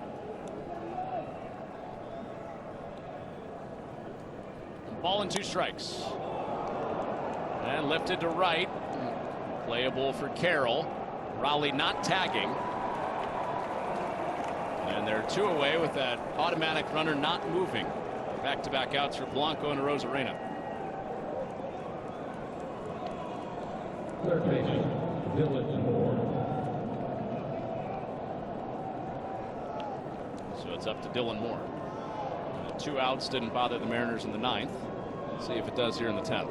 It's Dylan Moore that drew the walk that got that long run started. Got this game to extras. First pitch slider for strike 1. The last time that the Mariners had rallied from down 4 in the 9th to win a game, that was one I did have to read about, EK. Wait, oh yeah? Before your time? That was 1991. Strike 2. That was at the White Sox. Scored 4 in the top of the 9th, won it in 11. Wow. Not good news for people hoping this game ends in 10. Mariners scored 2 in the top of the 11th that day. That's outside, 1-2. That was Edgar Martinez, Harold Reynolds, Ken Griffey Jr. in the lineup, leading that rally for the Mariners. Today it was the bottom of the lineup guys. I mean, that's the other shocking thing about it, right? Is I think we even talked about it back in the 6th. I mean, it was the trifecta of strikeouts and double plays from that part of the lineup. And all of a sudden, 7, 8, 9 goes RBI single, 2-run homer. And Seattle keeps breathing. Well, and those were all guys that were inserted into the game later. Right. Full count. And this is the guy that, you know, he didn't have the most heroic at-bat. He didn't have the big home run, but he had the most important at-bat in that inning, drawing the walk against Martinez. 2 outs, nobody on, down to his last strike. He's able to coax a walk, and it's the beginning of a big inning. He has 3 balls again. And this one in there for strike 3. Murillo howls his way off the mound to give the Diamondbacks a chance to walk it off in the 10th next.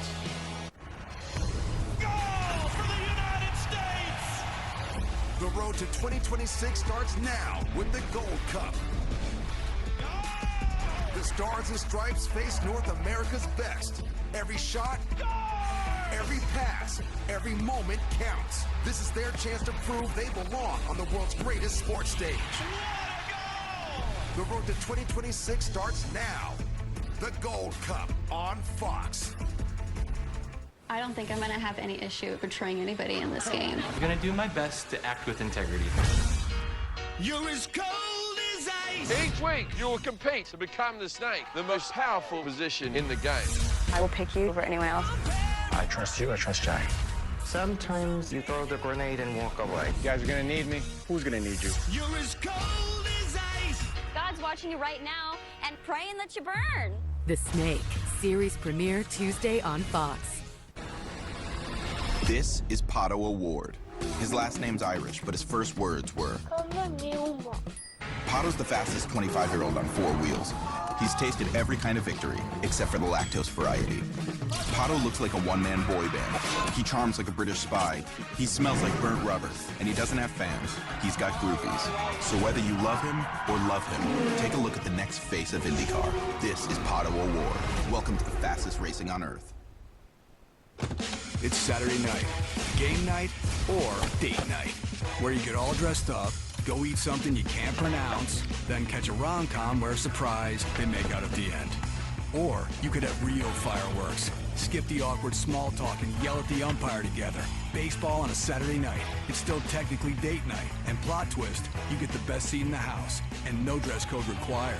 If it's Saturday night, it's baseball night in America. Saturday at 7 p.m. Eastern on Fox. We've already seen one form of Mariners on Diamondbacks revenge tonight. Dominic Canzone game-tying home run, former D-back. Here's another one.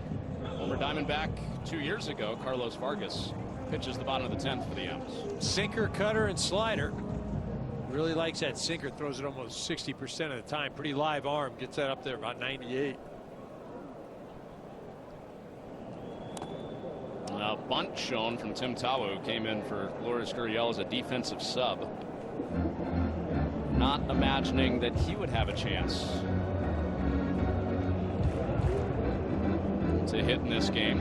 By the way, that runner you just saw is Ildemaro Vargas. He's pinch running for Eugenio Suarez.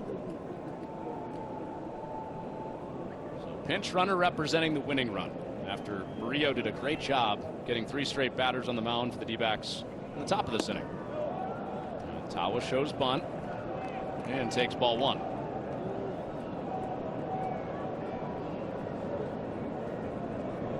One walk-off win for the Diamondbacks this year. That was back on April 12th against Milwaukee.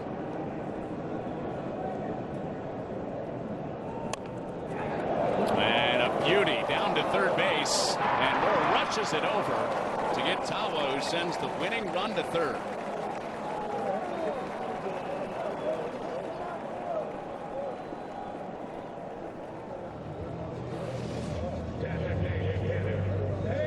Tawa does his job. Great placement by the bunt. All right, so now what do you got to walk the next 2 guys, right?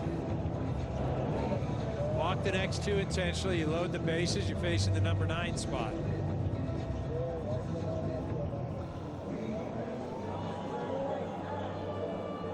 So there's part one of that strategy. Pavin Smith. Now Alec Thomas coming up.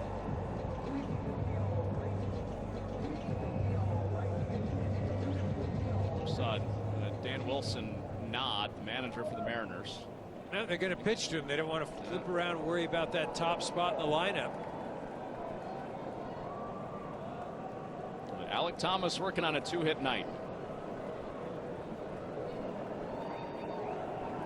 It was the bottom of the order that did the damage for the Mariners in the 9th. D-backs trying to pay it back. Up and outside to Thomas. Infield playing in, so obviously not even considering a double play, especially with this man's speed.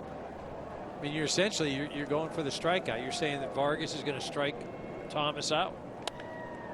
And a ground ball. It's smothered. Play is at the plate, and it is out. He's out of the baseline. Vargas is out. Young made the throw that Rowley adjusted to. And Vargas rolled out of the baseline to cut down on the winning run. Just when you think you've seen it all with Diamondback baseball, you get to see something new. I mean, yeah, he clearly tries to get out of the baseline to avoid the tag.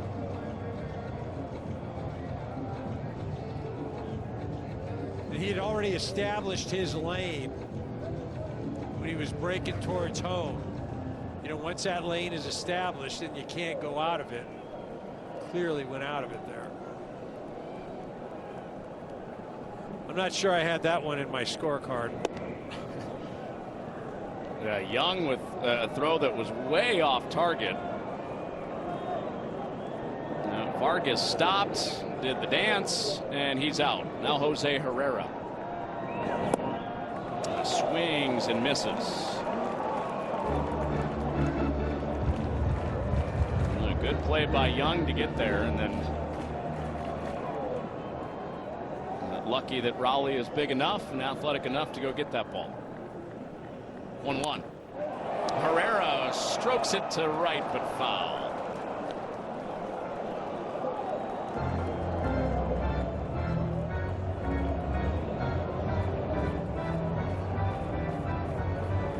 Pavin Smith, who was intentionally walked out there at second. The only run that matters against the former D-back Vargas.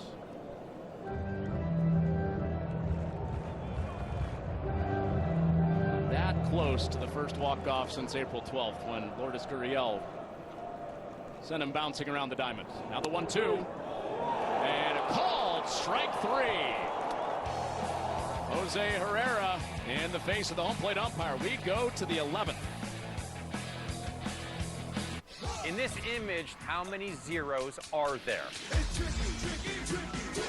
What's even trickier than the 1% Club? Time is up. The host, Joel McHale. What dispensary do you work for? Ready? You're great on Yellowstone, by the way. Set. As your parting gift, we got you a beard comb. Joel. Time to play the 1% Club! Premieres this Tuesday. You're difficult. On Fox. What do you drink when you win the Indy 500? Drink the milk. We drink the milk. There is life outside of racing. The Indy 500 was the best moment of my entire life. You still can't control everything. There's so much that's outside of your control. Just hang on. There's nothing that touches it. You just don't know what's going to happen. Oh, no, a big crash! I'm living the dream. Maybe that helps me get a girlfriend. 100 Days to Indy. Stream every episode now on Fox Nation. Sign up at foxnation.com. Saturday is Baseball Night in America on Fox, and historic rivals are at it again as Judge leads the Yankees against Devers and the Red Sox. Saturday at 7 Eastern on Fox. As Alex Pillow looks to continue his legendary season with a win under the lights in St. Louis. Sunday at 8 Eastern on Fox. Welcome to the fastest racing on Earth. Goal for the United The road to 2026 starts now with the Gold Cup. The Stars and Stripes face North America's best. Every shot, every pass, every moment counts. This is their chance to prove they belong on the world's greatest sports stage. The road to 2026 starts now. The Gold Cup on Fox. Jalen Beeks and his nasty changeup to work the 11th for the Diamondbacks. They thought they had it won twice, EK. 4-0 in the 9th, and then throw from Cole Young that almost went haywire. But Ildemaro Vargas out of the baseline, and we play on. Donovan Solano takes strike one from Beeks. Yeah, we've seen as the game has gone on, the strike zone has absolutely expanded everywhere. If you're up there hitting right now, you better be swinging the bat. Maybe not at that one. No, you could. Yeah, you could take that one, I think. Vargas was the pinch runner for Suarez. He stays in, plays third base. We saw Jose Herrera, who was rung up to end the 10th, right in the face of Dan Iasonia. Looked like he was mouthing, I've been back here all night. I know what the zone is. Right. And Solano pokes it to right. Carroll races in, slides, and makes the catch. That automatic runner hustles back. Dylan Moore in safely to avoid the double play. A good play from the D-backs all-star right fielder, Corbin Carroll. There's one out. Yeah, I'm not sure that you're halfway on that at all, because the best you're going to do is get to third base. So, you know, I think I'm tagging, because if that ball drops, I'll be able to get to third. But the halfway thing doesn't really do much. Here's Cole Young. I almost feel like if Seattle doesn't score this inning, they're going to be cooked. And the reason I say that is Arizona's got the top three in the lineup coming up next inning. So you can have a runner on second base, Carroll and Marte up at the plate. You've got to make something happen this inning if you're Seattle. These are the guys that got it done in the 9th. Cole Young RBI single made it 4-2. That set up the dramatic Dominic Canzone home run.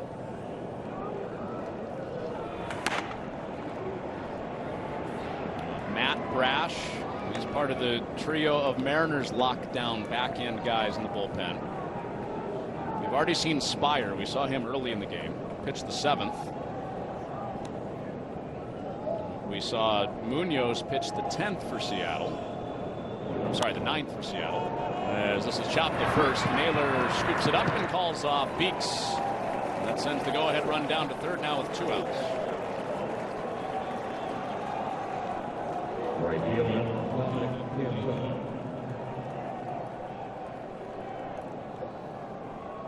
Well, his 2-run home run in the 9th, not only the sweet taste of revenge, but EK, that was his first home run in the big leagues in a year. And a no-doubter at all, right? 450 feet. Longest of any visiting player in this ballpark this season at 450. And he watched it fly a little bit too. He stood there, and I'm sure there was a lot of emotion in that swing after he was traded 2 years ago by these guys. Jeff Brigham was the guy that gave it up. In a spot where he could never have imagined he was going to pitch tonight.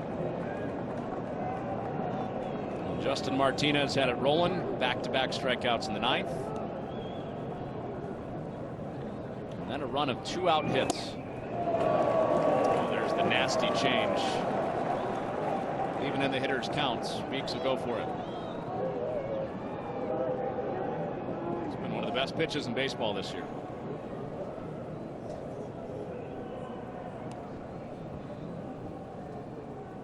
He dots up the fastball, 2-2. I mean, if you're Canzone right now, do you just sell out? You just sit on a changeup right here. You figure 2-2. Lefties do not have a hit off that change this year. And there it is. Beeks literally unhittable on that pitch this season. I mean, you figure Beeks is going to throw his best pitch right now. So, look, if he throws you a fastball, you just tip your cap and sit on that change and try and hit it. Another 2-2. And a fastball is called, strike 3. Now Canzone upset with Dan Iasonia. Chance to walk it off for the D-backs at 4-4. It's Saturday night, game night or date night, where you get all dressed up, go eat something you can't pronounce, then catch a rom-com where, surprise, they make out at the end.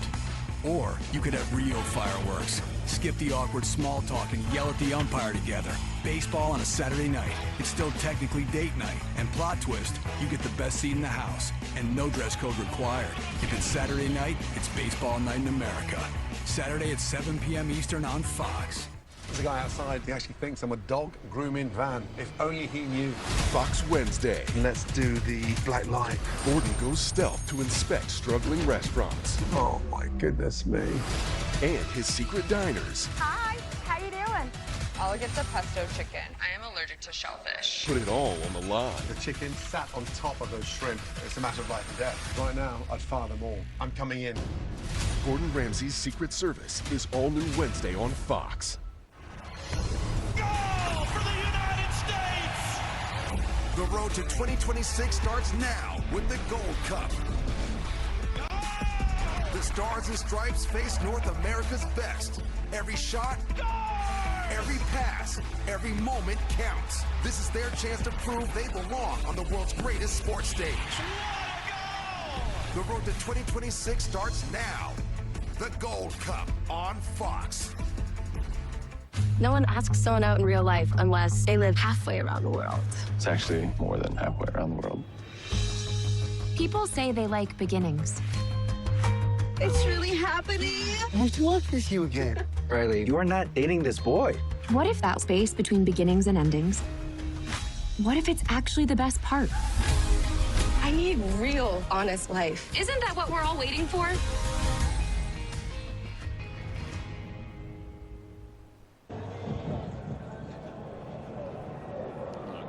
Carlos Vargas pitched a scoreless 10th. He tries to keep this game alive.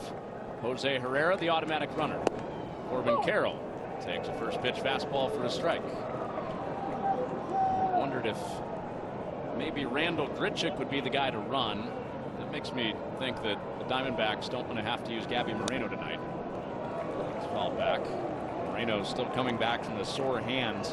He was hit by a foul ball. And there's no other catcher if this game goes to 12.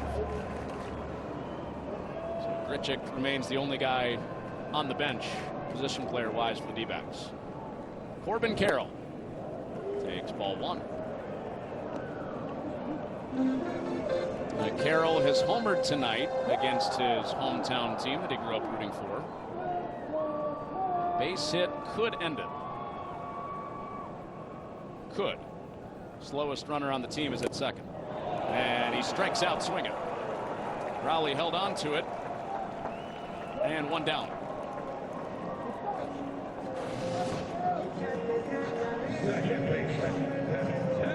A lot of life on that pitch right there. Just continued to run away. The sinker started in the zone, went out. Felt like this would be the inning. And Wilson not going to take his chances with Marte at all.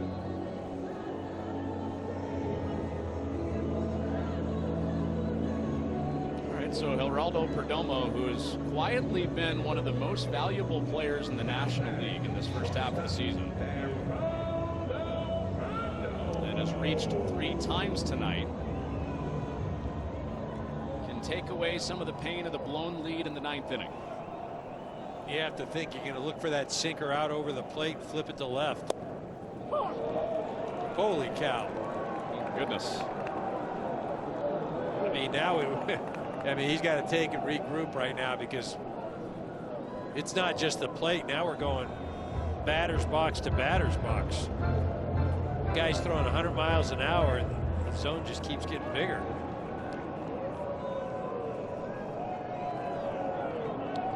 First, it was the inside corner to the lefties that had a lot of chirping going on between Home plate umpire Dan Iasonia and the batters and the pitchers.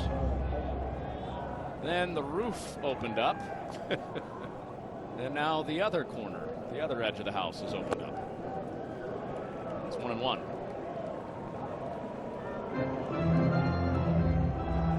I always felt like it was tougher to hit when the zone got bigger east and west. North and south you could kind of handle up and down, but you had to start leaning out over the plate trying to reach something, and they'd get you back inside. Just difficult. 1-1. And up to the top shelf. We've seen Perdomo lose the lid 3 times tonight.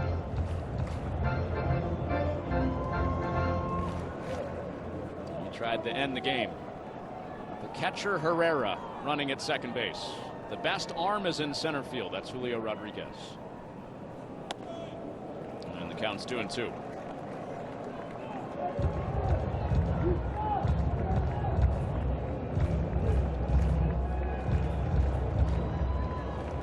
Josh Naylor has had a good night. He's reached 3 times, just like Perdomo.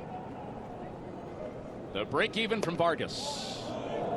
And just missed. There was bated breath in both dugouts. I mean, that thing actually looked like it might have got a corner, at least according to our graphic, but man.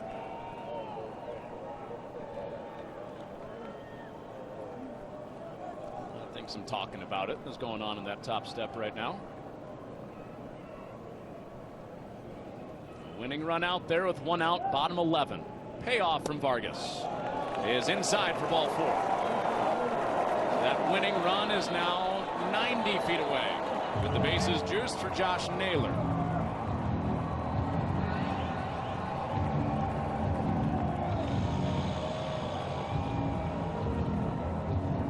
So Vargas pitching in his home ballpark, gets a visit from his former home ballpark, gets a visit from Pete Woodworth, pitching coach,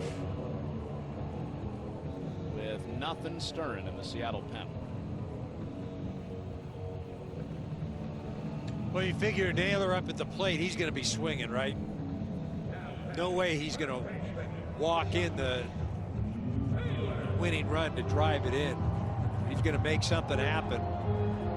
If you're Vargas, you've got to use that aggressiveness to your favor. Try and nibble, and with that expanded zone, maybe see if you can steal a strike or two.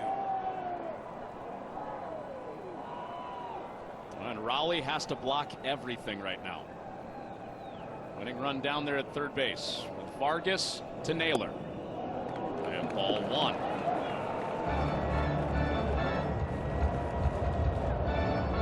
Against lefties, it's mostly sinker, a little bit of cutter and slider for Vargas. Slider's been a really good pitch. You wonder if he'll go to it with that winning run at third. 1-0. And he did. 1 ball, 1 strike. Plenty of faith in his platinum glove winning catcher. Cal Raleigh was the best defender in the American League period last year in any position. So Naylor will likely have to earn this. Not a guy that walks a lot. 1-1. And a bounce or foul. Solano touches it up for strike 2.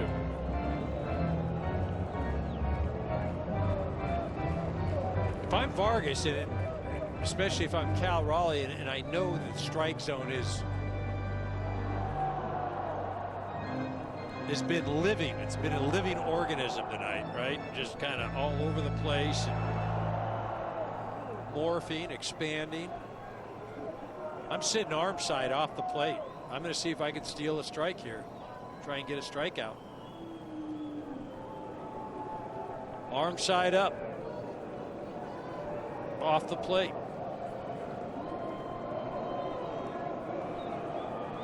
Naylor has been a terrific fastball hitter, hitting over 300 on fastballs this year.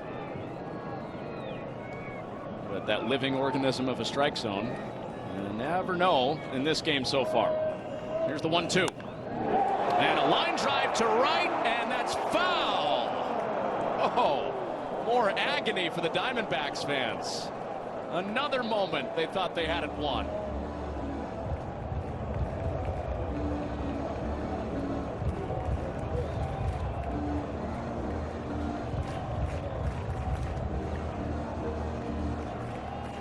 he just turned on a pitch. It was inner part of the plate.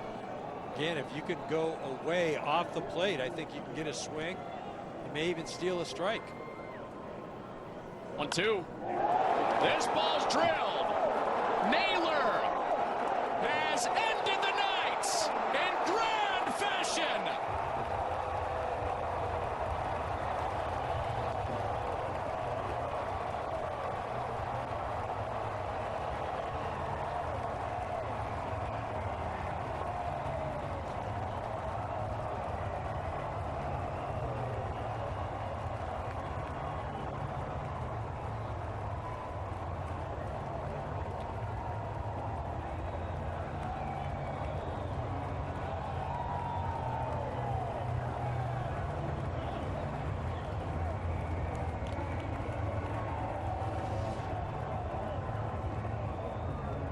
They tried to go up and in, and I just didn't think that that was a good pitch. He had just yanked one down the line. Naylor knew it from the get-go. The Diamondbacks, they do everything in dramatic fashion. They almost give the game away dramatically, and then they end it dramatically with one of the most subdued Josh Naylor home run celebrations I have ever seen. He's headbutting guys. He's going, oh, here we go. We get a, oh, no, it's calm. What a win for the Diamondbacks. Entertainment value, 10 out of 10. They thought they had won it by 4 about an hour ago. They win it by 4 in the end anyway. Well, fun one tonight in the desert. Final at 11, walk-off grand slam for Josh Naylor. D-backs win at 8-4. For Eric Karros, Connor Onion, our entire crew, we say goodnight from Phoenix.